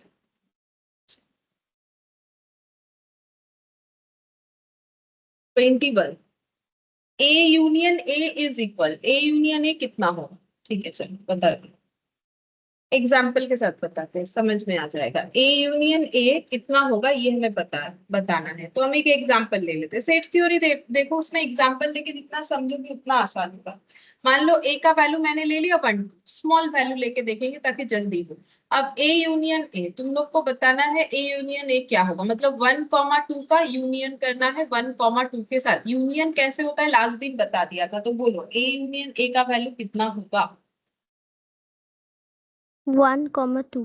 1 2 ही होगा। यूनियन का मतलब क्या था, सारे एलिमेंट्स लेने हैं, जितने भी सेट्स के अंदर यूनियन होंगे, बस हमें कॉमन एलिमेंट एक ही बार लिखना है। बट यहाँ पर वही बात, दोनों ही कॉमन था तो एक ही बार लिख दिया, तो 1 2 इक्वल हम लोग इसको क्या बोल सकते हैं, बोलो क्या बोल सकते ए। हैं, एरो लग ए, ठीक है। ए, तो ए यूनियन ए का वैल्यू कितना होगा, ए होगा, ठीक है। अब 21 का आंसर फिर बता दो कौन सा आंसर होगा, ये रहा 21, ऑप्शन ए। ठीक है, ऑप्शन ए। सेम तरीके से 22 में बोला है ए इंटरसेक्शन ए कितना होगा, ठीक है। सेम सेम एग्जांपल ले लो या कुछ और ले लो, जैसे कि मान लो ले लिया 3। अच्छा, ए इंटरसेक्शन ए, तो करो 3 4 इंटरसेक्शन 3 4, बोलो कितना लिखेंगे। 3 4। 3 4 ही आएगा, ठीक है। कॉमन एलिमेंट लिखना होता है इंटरसेक्शन का, मतलब 3 4 को हम लोग क्या बोलेंगे, ए। ए। तो इसका आंसर ए, ऑप्शन बी, ठीक है। तो इसका मतलब, इससे देखो ये तो एग्जाम्पल से कर दिया, तुम लोग भी एग्जाम में भी चाहो तो छोटा मोटा ये 2 एलिमेंट्स वाला एग्जाम्पल ले सकते हो, लेकिन इससे हमें सीखने को क्या मिला कि कोई सेट अगर खुद के साथ यूनियन करेगा तो उसका वैल्यू उतना ही आएगा, और कोई सेट अगर खुद के साथ ही इंटरसेक्शन करेगा तो सेम वही वैल्यू आएगा। क्यों, देखो नॉर्मल सा बात है, इंटरसेक्शन में हमें कॉमन लेना होता है। जब खुद ही खुद के साथ, अगर सोचो खुद के हैबिट्स के साथ ही खुद के हैबिट्स को मैचअप कर रहे हो, तो क्या कुछ अलग किसी के साथ कंपेयर करोगे तब ना कुछ अलग समझ में आएगा। अपना ही कंपैरिजन अपने के साथ करना है तो फिर क्या समझ में आएगा, कुछ नहीं, ठीक है, सभी बराबर ही लगेगा। तो इसीलिए देखो, चाहे उसे यूनियन करो या फिर उसे इंटरसेक्शन करो, ठीक है। उसमें आंसर क्या आ जाएगा, जो था वही सेट का आंसर वही आ जाएगा, ठीक है। तो इसीलिए ए यूनियन मतलब सेट खुद के साथ यूनियन करेगा एक सेट, या खुद के साथ इंटरसेक्शन करेगा, तो दोनों ही केसेस में आंसर हम लोग का सेट का वैल्यू ही आ जाएगा, जैसे यहाँ पर ए है। अच्छा, अब 23 नंबर। अच्छा, 23 जो है वो डी मॉर्गन्स लॉ के बेसिस पे है। डी मॉर्गन्स लॉ मैंने लास्ट क्लास करवाया था, ठीक है। तो उसके हिसाब से आंसर क्या होगा वो हम बता सकते हैं, लेकिन उसको हम आज सिखाएंगे। डी मॉर्गन्स लॉ में ये क्यों एप्लीकेबल होता है उसको एग्जाम्पल से समझा देंगे। और लेकिन अगर तुम लोग को याद है, क्योंकि मैंने लास्ट क्लास करवाया था, तो इसमें A union B whole complement का आंसर क्या होगा, क्या याद है तुम लोग को? मैंने सिखाया भी था कैसे करके लिख सकते हो। क्या इसमें से बता सकते हो कौन सा आंसर होगा? कॉपी वॉपी देख के ही बता दो, लिखा है तो वहां से देख के ही बता दो। Ma'am option C. Option C होगा, ठीक है। कैसे मैंने बोला था, ऐसे कंप्लीमेंट को डिस्ट्रीब्यूट कर लो, यूनियन है तो इसे इंटरसेक्शन कर देना, ठीक है। ये डी मॉर्गन्स लॉ था, लेकिन आज हम इसको सिखाएंगे कि ये कैसे पॉसिबल है। फिर भी ये आ गया बीच में तो हम एक बार लिख देते हैं। और 24 नंबर वाला, ए इंटरसेक्शन बी का होल कंप्लीमेंट, बोलो इसका आंसर क्या हो?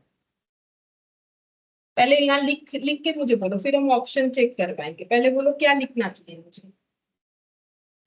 ए कॉम्प्लीमेंटरी, हम्म यूनियन बी कॉम्प्लीमेंटरी। हम्म देखो, ये कंप्लीमेंट कंप्लीमेंट हो गया, और ये इंटरसेक्शन जब होगा तो यूनियन हो जाएगा। मैंने ऐसे करके ही सिखाया था कि ऐसे याद रखो। ऑप्शन देख लेते हैं, इसके साथ हमारा ऑप्शन हो जाएगा ये सी 23 का, और 23 तो कर लिया हम लोगों ने, सॉरी 24 का हम लोग का हो जाएगा ऑप्शन बी, ठीक है। लेकिन ये आधा अधूरा रहा, मतलब ये आंसर तो हो गया बट हम लोग इसको सीखेंगे आज, ठीक है। अब आगे 25 नंबर देख लेते हैं। A union E is equal to कितना होगा अगर E is superset of A, ठीक है।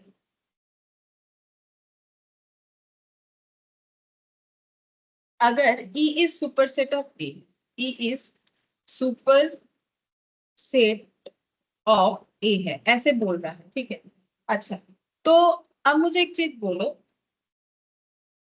E अगर सुपरसेट है A का, तो अगर हम इस क्वेश्चन को एक एग्जांपल के साथ समझाना चाहे, मान लो मैंने E में एलिमेंट ले लिया 1 2 3 4 5, मैंने अपने मन से लिया है, ठीक है। तुम लोग कुछ और भी ले सकते हो, लेकिन मैंने अभी जो अपने मन से एलिमेंट लिया है उसके हिसाब से मुझे एक चीज बोलो कि A में मुझे क्या क्या लिखना चाहिए। अगर E जो है वो A का सुपरसेट है, तो हम लोग रिवर्सली बोलेंगे A सबसेट है E का, ठीक है। तो मुझे बोलो A में क्या क्या एलिमेंट लिखे। 1 থেকে 5 পর্যন্ত যা খুশি নাম্বার। 1 से 5 में हाँ मतलब क्या क्या लिख सकते हैं? जा खुशी 1 का, हाँ बोलो। 1, 1 2 हाँ, और कुछ लिख सकते हैं? 3 4। 1 2 3 4 5 भी लिख सकते हैं। देखो, अगर मैंने ये पूरा लिख दिया तो इनमें क्या रिलेशन होगा पता है? इम्प्रॉपर सबसेट का रिलेशन होगा। लेकिन ये हम पूरा एलिमेंट नहीं लिख सकते, क्योंकि मुझे एक चीज कंफर्म किया है कि ई जो है वो सुपरसेट है ए का। हमें ये नहीं बोला है कि ए भी ई का सुपरसेट है। मेरा बात समझो, अपने आप एग्जाम्पल कैसे बिल्ड कर सकते हो वो हम समझा रहे हैं, ताकि क्वेश्चन को सॉल्व कर पाओ। ई इज सुपरसेट ऑफ ए, लेकिन मुझे क्वेश्चन में कहीं ये चीज नहीं बोला है कि ए इज ऑल्सो सुपरसेट ऑफ ई, मतलब ये दोनों सेट इक्वल सेट नहीं होगा। मेरा बात समझ में आया? क्या हम समझा पाए? अगर मुझे सिर्फ बोल दिया है E is superset of A, तो क्या ये चीज बन पाएगा? No ma'am. नहीं, क्योंकि ये होने से A is superset of E भी बन जाएगा, बट इसका मुझे कोई कंफर्मेशन नहीं है कि A भी E का सुपरसेट है कि नहीं। तो मुझे ये मान के चलना पड़ेगा E सुपरसेट ऑफ A, मतलब इन दोनों में रिलेशन कैसे सबसेट का है? प्रॉपर सबसेट का है। तो अगर प्रॉपर सबसेट बनाना है तो मुझे A में क्या करना पड़ेगा? 1 2 3 4 5 की जगह क्या लिखना पड़ेगा? एक एलिमेंट, कम से कम एक एलिमेंट हटाना पड़ेगा। मान लो मैंने 5 हटा दिया, तो क्या बना? प्रॉपर सबसेट का रिलेशन यस मैम। बना। अब ऐसा थोड़ी है कि 5 ही हटाना है, जो मन चाहे हटा सकते हो। क्या 5 हटाने से ही होगा? क्या अगर हम ऐसे लिख देते हैं 1, क्या इन दोनों में रिलेशन हुआ सुपरसेट और सबसेट का? Yes ma'am. हुआ। ऊपर से प्रॉपर सबसेट का भी हुआ। तो एग्जाम्पल जो हम लोगों ने डेफिनेशन पढ़ा है उसके हिसाब से ही हमें सोचना पड़ेगा। अच्छा, अब अगर हम ए यूनियन ई करते हैं, ठीक है, तो ए में मैंने लिखा है 1 2 3 4, ठीक है, और ई में मैंने लिखा है 1 2 3 4 5, ठीक है। अब यूनियन का आंसर बोलो कितना? 1 2 3 4 5। 1 2 3 4 5। तो ये क्या बन गया? 1 2 3 4 5 इक्वल हम लोग क्या बोल सकते हैं? इसमें से कौन सा 1 2 3 4 5? ई। ई, ठीक है। अब देखो ऑप्शन में ई है कि नहीं, है ना? बी, ठीक है, बी। अच्छा, अब अगर तुम लोग ऐसे सोच रहे हो कि अगर हम लोग ए का वैल्यू 1 लेते तो क्या यही आंसर होता? हाँ होता, क्यों नहीं होता? अगर 1 और 1 2 3 4 5 में यूनियन करोगे तो क्या आंसर आएगा? इसमें और इसमें यूनियन करोगे तो क्या आंसर आएगा? 1 2 3 4 5। वही आएगा ना। तो ऐसा नहीं कि नहीं आएगा, जरूर आएगा, ठीक है। लेकिन एक चीज हमेशा ध्यान रखो कि हमें क्वेश्चन क्या बोल रहा है। अगर तुम लोग इसको ऐसे इसमें बता दिया है, कंफर्म कर दिया ई सुपर सेट ऑफ ए, मतलब रिवर्सली हम लोग ये नहीं मान सकते हैं कि ए भी ई का सुपर सेट है, ऐसा नहीं है। मतलब इनमें रिलेशन जो है वो प्रॉपर सबसेट का, इस हिसाब से हमें सोचना पड़ेगा। जब क्वेश्चन हमें सिर्फ बता रहा है ई सुपर सेट ऑफ ए, तो हमें उसी पे कंसेंट्रेशन करना चाहिए। अच्छा, अब 26 नंबर देखते हैं। 26 नंबर में बोला है A intersection E is equal to कितना होगा? ई सुपरसेट ऑफ ए, ठीक है। मतलब सेम क्वेश्चन है, बस इंटरसेक्शन पे बेस्ड है। E is superset of A, ठीक है। अब सेम तरीके से लिख रहे हैं, ई का वैल्यू मैंने वही लिख लिया 1 2 3 4 5, सेम क्वेश्चन है ना, बस इंटरसेक्शन करने बोला है। ए का वैल्यू मैंने ले लिया 1 2 3 4, ठीक है। अब दोनों में इंटरसेक्शन करवाना है, बोलो क्या आंसर होगा? 1 2 3 4। 1 2 3 4, और 1 2 3 4 कौन से सेट को डिनोट करता है? ई और ए में से? ए सेट। ए सेट को। तो इसका मतलब ए इंटरसेक्शन ई का आंसर हो जाएगा ए, और ऑप्शन हम लोग का क्या हो जाएगा? ऑप्शन हम लोग का हो जाएगा ए, ठीक है। ऑप्शन भी ए हो जाएगा। अच्छा, अब अगर तुम लोग सोच रहे हो क्या अगर हम लोग ए का वैल्यू 2 लेते तो होता? हाँ होता, क्यों नहीं होता? इंटरसेक्शन करवाओ, ई और ए में इंटरसेक्शन करवाओ, 1 2 3 4 5 और 2 इंटरसेक्ट करने पे क्या आंसर आएगा? 2। 2। और 2 कौन से सेट को डिनोट करता है? ए। ए, ठीक है। आंसर ए आने से मतलब है, अब जो लिखेंगे एलिमेंट्स चेंज हो सकता है, बट हमें तो एलिमेंट्स वाला आंसर दिया नहीं, हमें तो ए बी के हिसाब से बताना है, तो कुछ भी कर लो आंसर ए ही आएगा, ठीक है। जैसा करना चाहो कर सकते हैं। अच्छा, अब 27 नंबर।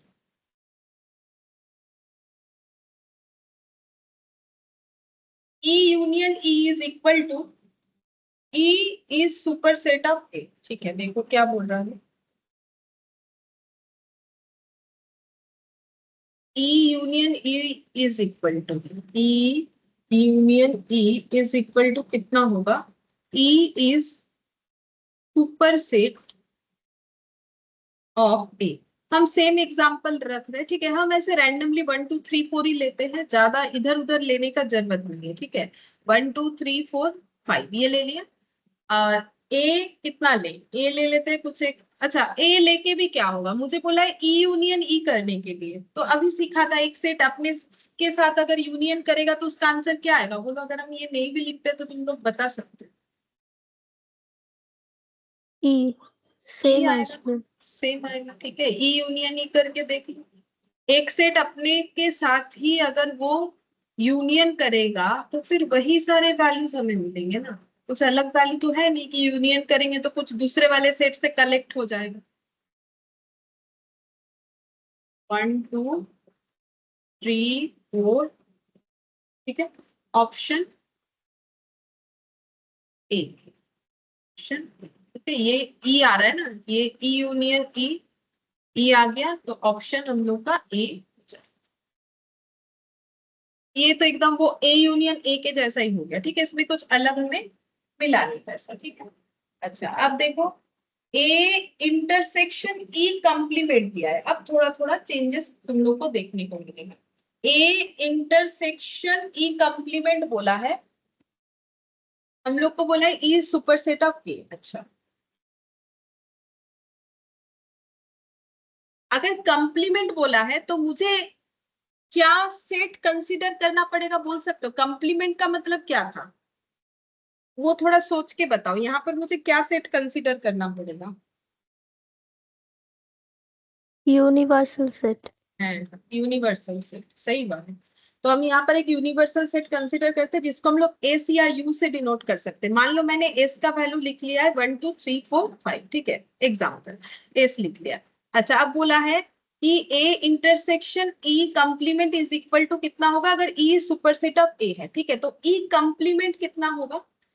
तो ई में क्या है पहले वो लिखते हैं। चलो ई में हम अपने मन से कुछ लिखते हैं, क्या लिखेंगे? जो यूनिवर्स में है वही ई के पास हो सकता है, अलग कुछ नहीं हो सकता है, ठीक है। मान लो ई के पास क्या है, 2 4 और 5 है, ठीक है। ये मैंने एग्जाम्पल बना लिया। अब बोलो, इससे बोलो ई कंप्लीमेंट क्या होगा? 1 3। 1 3, सही है। कि यूनिवर्स के पास है बट ई के पास नहीं, उसी को बोलते हैं ई कंप्लीमेंट। अब हमें क्या करना है? अच्छा, अब बोल रहा है ई इज सुपरसेट ऑफ ए। ई जो है वो ए का सुपरसेट है, तो ए में क्या क्या होगा बताओ, तुम लोग बताओ। अगर ई में 2 4 5 है और ई ए का सुपरसेट है तो ए का वैल्यू क्या लिखे? एग्जाम्पल तुम लोग बताओ, क्या लिख सकते हैं? 2 4। 2 4 लिख सकते हैं, 2 5 लिख सकते हैं, 4 5 लिख सकते हैं, सिर्फ 2 लिख सकते हैं, सिर्फ 4 लिख सकते हैं, सिर्फ 5 लिख सकते हैं। सही कि नहीं बोलो? मैंने अभी जो जो बोला लिख सकते हैं या नहीं लिख सकते? Yes ma'am. है ना, ठीक है। अब जो चाहे लिखो तुम लोग, ठीक है। 2 4 बोला तुम लोगों ने, मैंने वो लिख दिया। अब आगे पढ़ो, क्या बोल रहा है? ए इंटरसेक्शन ई कंप्लीमेंट करना है और बताना है कितना होगा। चलो ए इंटरसेक्शन ई कंप्लीमेंट करो। ए का वैल्यू 2 4, इंटरसेक्शन ई कंप्लीमेंट 1 3। तो मुझे बोलो यहाँ पर आंसर क्या आएगा?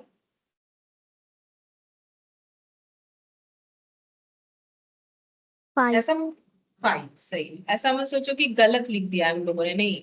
नल सेट 0 आया, ठीक है। तो इसको हम लोग क्या बोले? कुछ भी नहीं आया इसमें, इस ब्रैकेट के अंदर कुछ नहीं आया, एलिमेंट्स कुछ भी नहीं आ रहा है, एलिमेंट्स जो है वो खाली है। तो नल सेट इसको हम लोग 5 से डिनोट करेंगे, ठीक है। अब 5 कहाँ पर दिया हुआ है? जो ऑप्शन में, वही हम लोग का आंसर हो जाएगा, ऑप्शन बी हो जाएगा, ठीक है। अब ये देखो यहाँ पर जो 5 का दिया हुआ है ऐसे करके, तो ये ऐसे लगा भी सकते हो, नहीं भी लगा सकते, ठीक है। 5 ऐसे भी किया जाए, ये भी चलो। 29, 29 नंबर में देखते हैं क्या बनेगा। A intersection phi is equal to E is superset of A। अच्छा, A intersection phi is equal to कितना होगा? E is superset of A। अच्छा, E is superset of A। E जो है वो सुपरसेट है A का, तो E में लिख लेते हैं 1 2 3 4 5, ठीक है।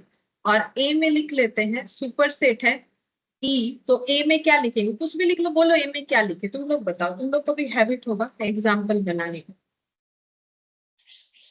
1 4 5।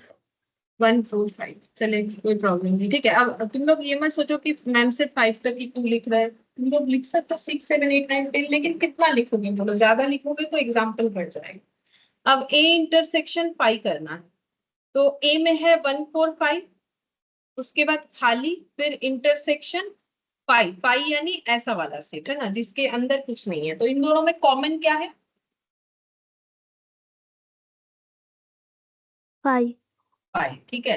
क्योंकि अगर ध्यान दोगे, मैंने लास्ट दिन भी बोला था, अभी भी बताते बताते बताते बोला 1 4 5 के बाद क्या है? खाली।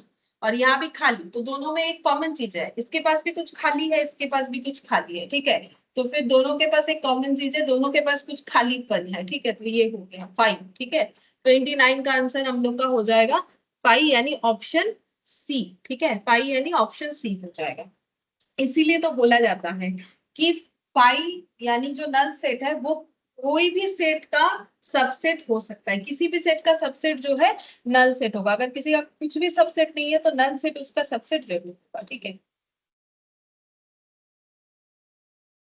30, A union A complement is equal to E is superset of A. अच्छा, A union A complement is equal कितना होगा, E is superset of A, ठीक है। अच्छा, अगर ए यूनियन ए कंप्लीमेंट बोल दिया है तो जैसे कंप्लीमेंट बोला है, एग्जाम्पल में हमें यूनिवर्सल सेट ले लेना है, हमें बताए या ना बताए, ठीक है। तो यूनिवर्स में हम 1 2 3 4 5 लेते हैं, हम मैक्सिमम 5 एलिमेंट से ही एग्जाम्पल बनाना पसंद करते हैं, ठीक है, क्योंकि ज्यादा बढ़ेगा नहीं। फिर बोल रहा है E is superset of A. अच्छा, अब ए कंप्लीमेंट क्या करेंगे, तो पहले ए देख लेते हैं क्या है, तो ए कंप्लीमेंट निकाल सकेंगे, तो उसके लिए पहले मुझे ई लिखना पड़ेगा। बात समझो, किसके बाद क्या लिखना है। जैसे देखो, एस लिख लिया आपने नल से, ई जो है वो ए का सुपर सेट है, ठीक है, ई जो है वो ए का सुपर सेट है, और मुझे ए कंप्लीमेंट भी निकालना है। अब ए कंप्लीमेंट का मतलब वो नंबर जो यूनिवर्स में है बट ए के पास नहीं है, मतलब 1 2 3 4 5 में से कुछ नंबर्स मुझे ए में लिखना पड़ेगा, ठीक है।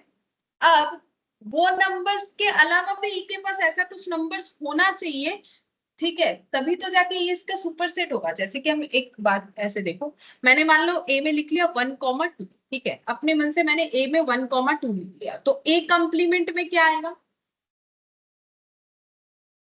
3 4 5। 3 4 5 आएगा, क्योंकि मुझे ए कंप्लीमेंट का मतलब क्या है, जो यूनिवर्स में है बट ए के पास नहीं है, तो ए के पास जो है वो भी यूनिवर्स के अंदर से होगा। जब भी यूनिवर्सल सेट बनाओगे तो सारे एग्जाम्पल 1 2 3 4 5 में ही घूमेंगे, मतलब यूनिवर्सल सेट में जो एलिमेंट्स लिए हो वो सब एलिमेंट्स के अलावा कोई और एलिमेंट्स नहीं लेना पड़ेगा जब हम लोग एग्जाम्पल क्रिएट करेंगे, ठीक है। तो हमारा एग्जाम्पल ये 1 2 3 4 5 से ही बनने वाला। तो मैंने यहाँ पर लिख दिया 1 2 ए में ले लिया, तो ए कंप्लीमेंट निकल गया। अब बोलो ई में क्या क्या ले, ई में क्या ले, क्योंकि ई जो है वो ए का सुपर सेट है, तो क्या लेना पड़ेगा, क्या लेना ही पड़ेगा वो बताओ, कंपलसरी क्या है जो लेना पड़ेगा। 1 2। 1 and 2 1 एंड 2 कंपलसरी है, लेकिन इसके साथ और कुछ लेना पड़ेगा, क्यों, नहीं तो फिर दोनों में रिलेशन जो है वो हो जाएगा इम्प्रॉपर सबसेट का या इक्वल सेट का, वो तो हमें नहीं चाहिए ना। तो फिर क्योंकि बोला है सुपर सेट, ई ही सुपर सेट है, तो फिर सुपर सेट होने के लिए एटलीस्ट ऐसा एक एलिमेंट कम से कम होना चाहिए जो उसके सबसेट के पास नहीं है। तो 1 2 के अलावा और क्या ले सकते हैं बोलो। 3 4 5। ले सकते हो 3 4 5 सब ले सकते हो, या कुछ कम भी ले सकते हो, जैसे सिर्फ 1 2 3 ले लिया, 3 4 ले लिया, 3 4 5 भी ले सकते हो, नो इश्यूज, ठीक है, वो भी कर सकते हो। तो ये बन जाएगा, ठीक है, तो ये ई बन गया। अब देखो यहाँ पर हमें कैलकुलेट करके क्या देना है, ए यूनियन ए कंप्लीमेंट, तो बोलो ए में कितना है 1,2, यूनियन ए कंप्लीमेंट में कितना है 3 4 5। अब दोनों का यूनियन करोगे तो कितना आ जाएगा, 1 2 3 4 5 सही है, 1 2 3 4 5। अब इसको क्या बोलोगे, 1 2 3 4 5 एग्जाम्पल के अकॉर्डिंग क्या आ जा रहा है, एक कंफ्यूजन तो होगा, बोलो क्या आ रहा है, जो दिख रहा है वही बताओ। ए सेट और ई सेट। ये एस भी दिख रहा है एंड ये ई भी दिख रहा है, ठीक है, एस भी दिख रहा है, ई भी दिख रहा है। अब यहाँ पर ये कहाँ गया, ये रहा 29th वाला ना, ये वाला, ये 30 वाला कर रहे हैं, 30। अच्छा, अब देखो इसमें हम लोग का आंसर 2 आ रहा है, एस भी आ रहा है, ई भी आ रहा है। अच्छा, ई मतलब ए हो जाएगा, एस का तो कोई ऑप्शंस दिया नहीं है, हमें एस का कोई ऑप्शन दिया नहीं है, तो फिर हमारा आंसर क्या होना चाहिए, 30 का आंसर, एस हमें ऑप्शन में दिया नहीं है, ई हमें दिया है, ई हमें दिया है, तो उसके हिसाब से हमारा आंसर होना चाहिए, देखो उसके हिसाब से हमारा आंसर होना चाहिए ए, ऑप्शन ए, ठीक है। लेकिन आंसर क्या है पता है, आंसर है नन ऑफ दिस, आंसर है नन ऑफ दिस, ठीक है। और ये सही आंसर है, क्यों हम बताते हैं नन ऑफ दिस वाला क्यों होगा। देखो ए यूनिवर्सल सेट और ई जो है, ई सुपर सेट है ए का, यूनिवर्सल सेट के साथ किसी सेट को हम लोग बराबर नहीं कर सकते हैं, ठीक है, कि यूनिवर्सल सेट में तो क्या है, होल एलिमेंट्स होता है, और ई जो है ई एक सेट बोला है, बट वो तो यूनिवर्सल सेट नहीं है, तो यूनिवर्सल सेट का फिर मतलब बदल जाएगा। यूनिवर्सल सेट का मतलब है कि अगर यूनिवर्स में जितने भी नंबर्स है उसका हम लोग कलेक्शन ऑफ सेट बना रहे हैं, ठीक है, तो यूनिवर्सल सेट बोलते हैं। तो यहाँ पर जैसे मान लो 5 ही नंबर्स है, तो 1 2 3 4 5, तो ई में फिर यूनिवर्सल सेट हो जाएगा। इसीलिए जब हम लोग अपना एग्जाम्पल को सेट करेंगे तो यहाँ पर कम से कम यूनिवर्स सेट से एक एलिमेंट हमें कम देना चाहिए, ठीक है। तो फिर यहाँ पर कोई भी एक एलिमेंट कम कर दो, मैंने 5 को कम कर दिया, ठीक है। अब यहाँ पर फिर आंसर मेरा क्या बन के आएगा, आंसर मेरा एस आएगा। ये 1 2 और यहाँ पर ए कम्प्लीमेंट का मतलब 3 4 5, ठीक है। आंसर मेरा फिर ई का कोई मेरे पास ऑप्शंस नहीं होगा, मेरा आंसर क्या निकल के आएगा, एस, जो कि मेरे पास ऑप्शन में अवेलेबल नहीं है, इसलिए मेरा answer D none of this होगा, ठीक है।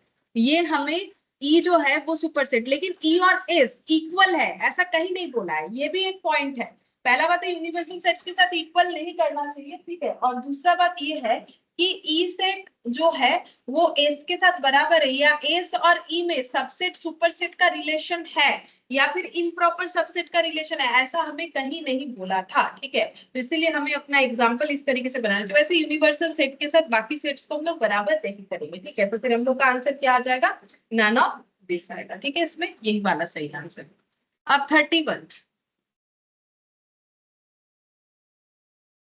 31 में देखो क्या बोला है, ई दे दिया है, सबसेट ऑफ ई जो बनेगा वो क्या सेटिस्फाई करेगा, 5 + x ग्रेटर देन 10। तो हम लिखते हैं पहले ई का वैल्यू हमें क्या क्या दिया होगा। ई का वैल्यू हमें दिया हुआ है 1 से लेके 1 2 3 4 5 6 7 8 9, ठीक है। तो 1 2 3 4 5 6 7 8 9, ठीक है।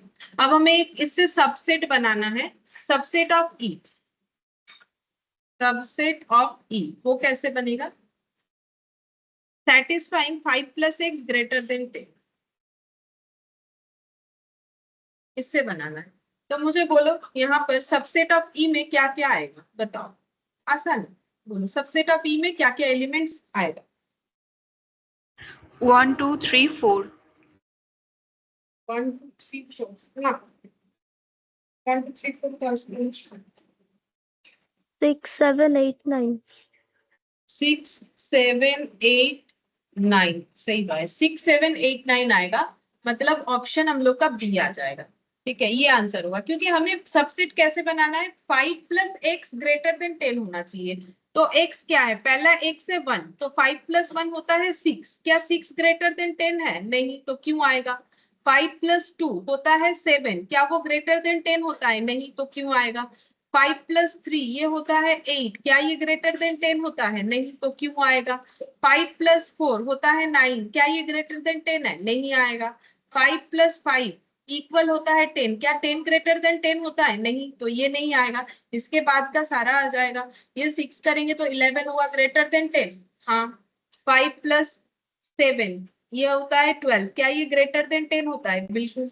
5 + 8 ये होता है 13, क्या ये ग्रेटर देन 10 होता है, हाँ। 5 + 9 ये हो जाएगा 14, क्या ये ग्रेटर देन 10 होता है, हाँ। तो फिर ये आ जाएगा। तो क्या क्या आया एलिमेंट, 6 7 8 9, ठीक है। इस तरीके से चेक करना था। अच्छा, अब 31 के बाद 32, 32, अच्छा 32 में 32 को करवाने के पहले मुझे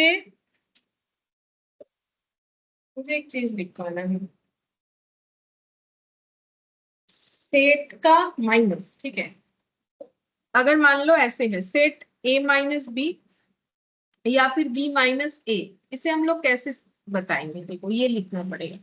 a - b का मतलब होता है elements only belongs to a, b - a का मतलब होता है elements only belongs to b, ठीक है। इसका मतलब ये होता है, अच्छा। या फिर इसको हम लोग ऐसे भी बोल सकते हैं, ऐसे भी बोल सकते हैं, contain elements of A, contain elements of A which are not common with b, which are not common with b,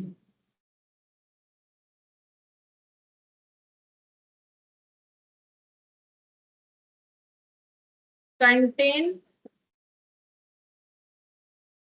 elements of b which are not common with a, ठीक है।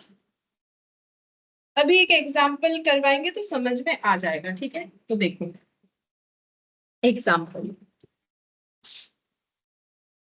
ए में लिख दिया है मैंने 1 2 3 6 8, ठीक है। बी में लिख दिया मैंने 1 2 और 3, ठीक है।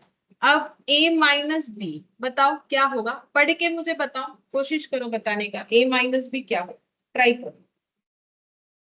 और b माइनस ए, दोनों ही बताओ क्या होगा। A-B 6 8 है, ठीक है। राइट, पाई। ठीक है, 5, ठीक है।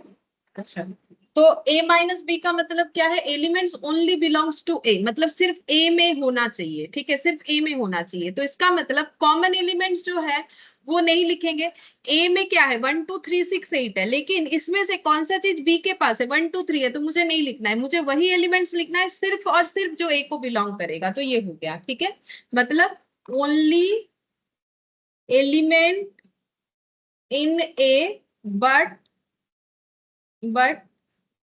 Not common with B, not common with B, ठीक है।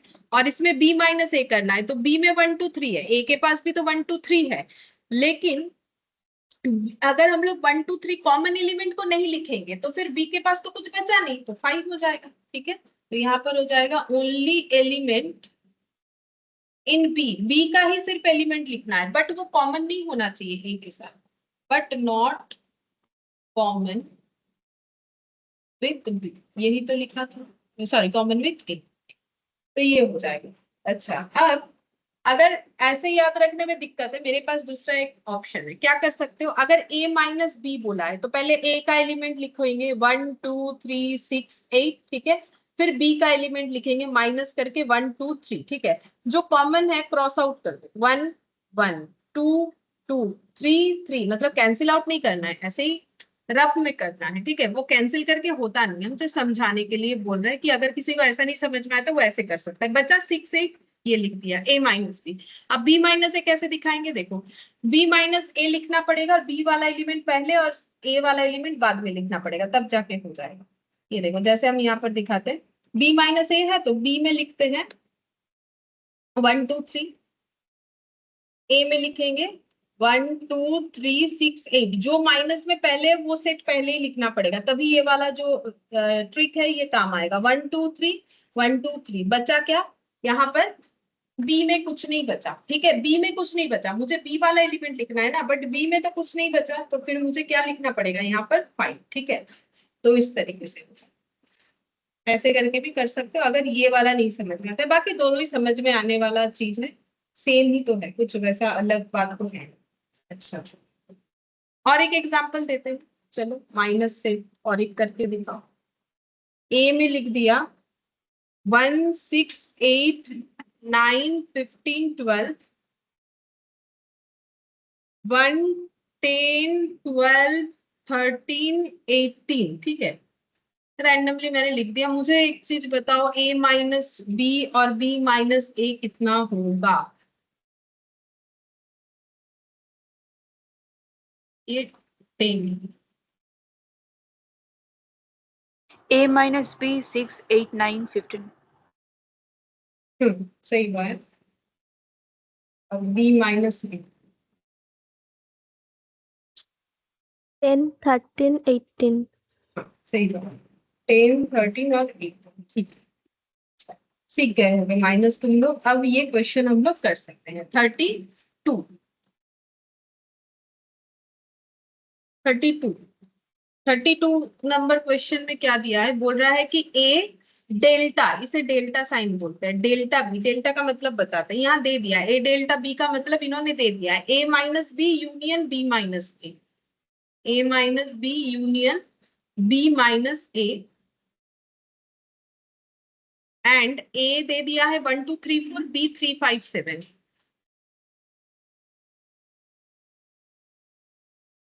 B 3 5 7,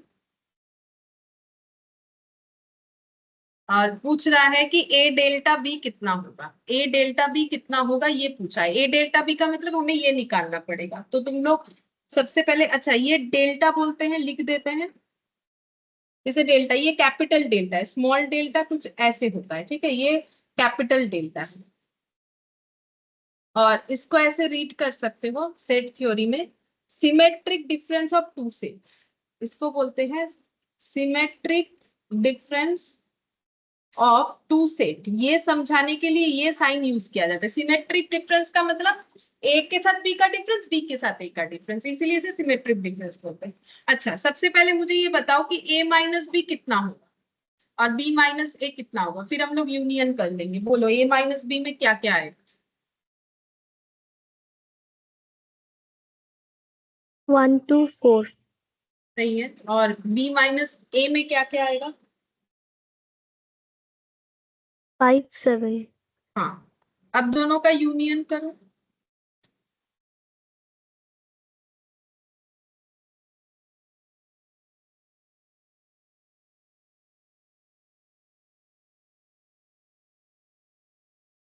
One, two, four, five, seven. 1 2 4 5 7, ठीक है। अब देखते हैं कौन सा ऑप्शन है। 1 2 4 5 7 मतलब ऑप्शन ए, ठीक है। 1 2 4 5 7 यानी ऑप्शन ए हो जाएगा। तो 32 का आंसर हम लोग का कंप्लीट हो गया। बस सब हो गया है। डी मॉर्गन्स लो जैसे मैंने बोला था समझा देंगे, बस वो समझाएंगे। डी मॉर्गन्स लो,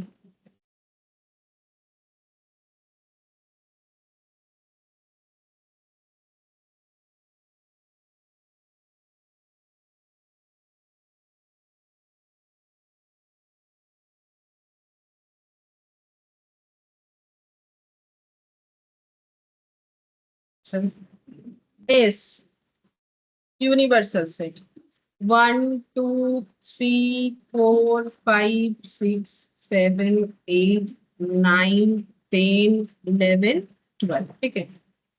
पी 6 3 11 10 और 9, ठीक है। क्यू 3 5 8 9 2 और 12, मैंने अपने मन से लिखा है, ठीक है। अच्छा अब क्या क्या निकालेंगे? सबसे पहले निकालो P इंटरसेक्शन Q। बताओ P इंटरसेक्शन Q क्या होगा?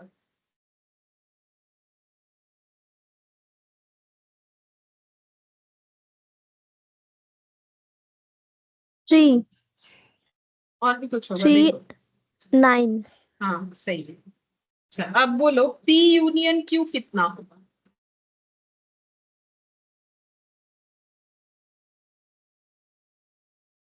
3, 5, 6, 8, 9, 11. 3 5 6 8 9 11 और भी बहुत कुछ 13 होगा। और 2. तो आगे लिख देते हैं एक बार। 30 और भी एक होगा।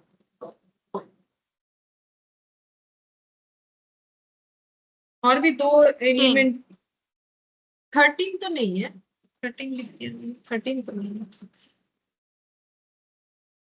और दो एलिमेंट आएगा। 11 के आगे 10 लिख देते हैं, थोड़ा अरेंज कर लेते हैं। 11 और एक आएगा 12 12।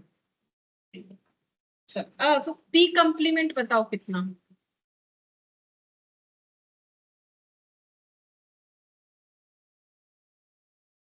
1 2 3 sorry 1 2 हम्म 4 5 हम्म 7 8 हम्म 11 sorry 11 12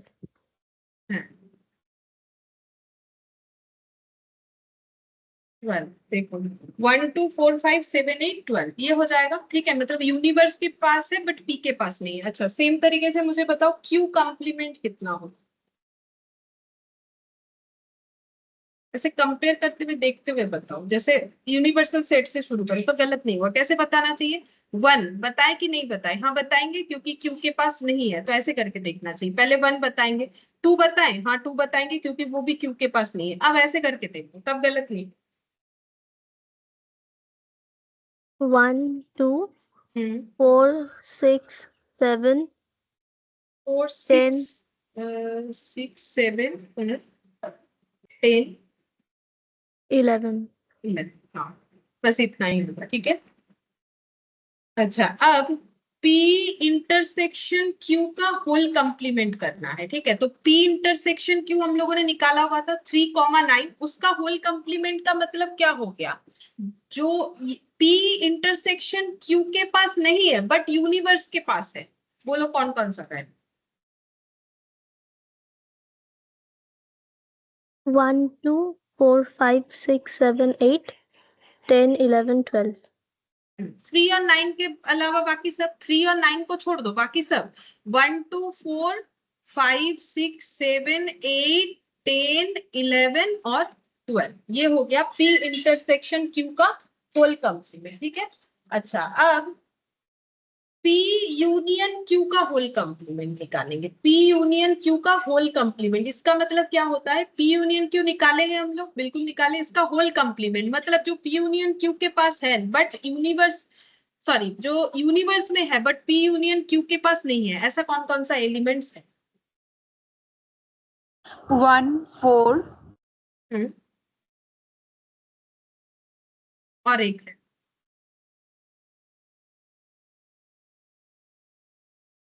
7 7, सही है, 1 4 और 7।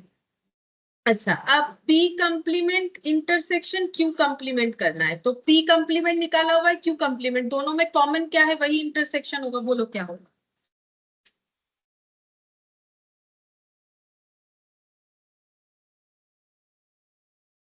1 2 4 7 1 2 4 7, अच्छा 1 2 4 और 7, और कुछ नहीं होगा, ठीक है। और P complement union Q complement में क्या है,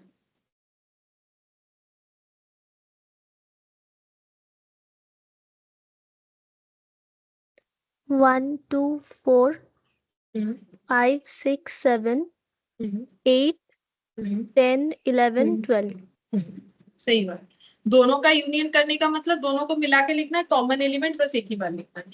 अच्छा, अब देखो ये दोनों में सिमिलरिटीज दिखेगा तुम लोग को, क्योंकि डी मॉर्गन्स लॉ क्या बोल रहा है, डी मॉर्गन्स लॉ लॉ बोल रहा है P intersection Q whole complement का मतलब हो जाएगा P कंप्लीमेंट यूनियन जो है Q कंप्लीमेंट। तो ये और ये क्या होना चाहिए, सिमिलर होना चाहिए। क्या सिमिलर है, तुम लोग ही बताओ, क्या सिमिलर है ये दोनों, दोनों में वैल्यूज 1 2 4 5 1 2 4 5 6 7 8 10 11 12, बोलो सिमिलर है कि नहीं, चेक कर। Yes ma'am. सिमिलर है, तो इससे हम लोग ये कंक्लूजन ला सकते हैं कि P इंटरसेक्शन Q का, सॉरी Q का होल कंप्लीमेंट का मतलब P complement union of Q complement, ये प्रूव करके दिखा दिया एग्जाम्पल लेके, ठीक है, ताकि समझ में आए क्यों। अच्छा, और क्या हम लोगों को डी मॉर्गन्स लॉ में और क्या बताया गया था, यूनियन वाला रिलेशन देखेंगे, P यूनियन Q का होल कंप्लीमेंट, ये रहा P यूनियन Q का होल कंप्लीमेंट, ये किसके साथ सिमिलर होना चाहिए, ये सिमिलर होना चाहिए, इन दोनों में सिमिलरिटीज होना चाहिए, लेकिन इन दोनों में तो सिमिलरिटीज नहीं हुआ, तो कुछ गलत हो गया होगा, सिमिलर तो होना चाहिए था, क्या गलत हुआ, कहाँ गलत हुआ है, देखना पड़ेगा, देखते हैं कहाँ गलत हुआ है। तो मैम यहाँ Q कंप्लीमेंट 2 है, यहाँ पर 2 नहीं आएगा। अच्छा, Q कंप्लीमेंट में शायद 2 नहीं आएगा, हाँ Q कंप्लीमेंट में 2 नहीं आएगा, है ना, क्योंकि कंप्लीमेंट का मतलब क्या है, जो यूनिवर्स के पास है बट Q के पास नहीं है, Q के पास तो 2 है, तो हमें 2 नहीं लिखना चाहिए था, तो ये गलत हो गया था इसी वजह से, तो यहाँ पर 1 से स्टार्ट होगा, 2 नहीं आएगा, 1 4 ऐसे चलेगा। अच्छा, Q कंप्लीमेंट अगर ये हो गया तो P complement intersection Q complement फिर क्या हो जाएगा, क्या हट जाएगा यहाँ से, 2 हट जाएगा, ठीक है, 1 4 7 आ जाएगा। अच्छा, अब अगर ये 1 4 7 हो गया तो क्या दोनों सिमिलर हो रहा है, हो रहा है, मतलब हम लोग बोल सकते हैं P यूनियन Q का, P यूनियन Q का होल कंप्लीमेंट का वैल्यू होता है P complement intersection Q complement का। अब और एक चीज देख लो कि अभी हम लोगों ने थोड़ा सा रेक्टिफाई किया ना, इधर ये यहाँ से 2 हटाए, क्या उसका इम्पैक्ट यहाँ नहीं आएगा, यहाँ नहीं आएगा, देखो यहाँ पर जो है आंसर वही रहेगा, क्योंकि इसमें क्या लिखना है, इसमें हमें लिखना होता है यूनियन। तो यूनियन किसका करना है, इसके साथ इसका करना है, ठीक है। तो यहाँ पर टू दोनों में अगर था तो हम लोग एक बार लिख रहे, एक ही जगह पे है तो भी तो एक ही बार लिखेंगे, इसीलिए इसके आंसर में कोई इम्पैक्ट नहीं आया, बट ये कॉमन वाले में इम्पैक्ट आ गया इसीलिए, ठीक है। तो ठीक है, करते करते हो जाता है। तो यहाँ पर देखो डी मॉर्गन्स लॉ प्रूव हो गया, कि इस वजह से डी मॉर्गन्स ने बोला कि ये वैल्यूज जो है इक्वल होता है। बस तुम लोग को ट्रिक के साथ याद रखना है कि ये कैसे करके होगा, कैसे करके लिखोगे, क्योंकि वो एग्जाम में तो ये सब प्रूफ करके दे दिखाना नहीं है। बस हाँ इतना याद रखो, यूनियन है तो ये इंटरसेक्शन हो जाएगा, इंटरसेक्शन है तो यूनियन हो जाएगा, कंप्लीमेंट दोनों जगह पे डिस्ट्रीब्यूट हो जाएगा, ठीक है। तो देखो हम लोग का ये जो 32 का क्वेश्चन है ये हम लोग का कंप्लीट हो गया, ठीक है। तो सेट में ये पार्ट हम लोग का कंप्लीट हुआ, बट सेट चैप्टर में सिर्फ सेट नहीं है, अगर तुम लोग देखोगे तो सेट चैप्टर्स जो है वो सेट पे बेस्ड नहीं है। सेट के साथ साथ रिलेशन, फंक्शन, वेन डायग्राम वगैरह इसका भी क्वेश्चंस है, ठीक है। तो यहाँ पर नेक्स्ट क्लास में हम लोग को क्या पढ़ना पड़ेगा, नेक्स्ट क्लास में आई थिंक हम लोग रिलेशन पढ़ेंगे, ठीक है, रिलेशन एंड फंक्शन ये पढ़ेंगे, ठीक है। फिर आज हम लोग इतना ही करते हैं। Bye ma'am. ठीक है, लक्ष्मी। ठीक है।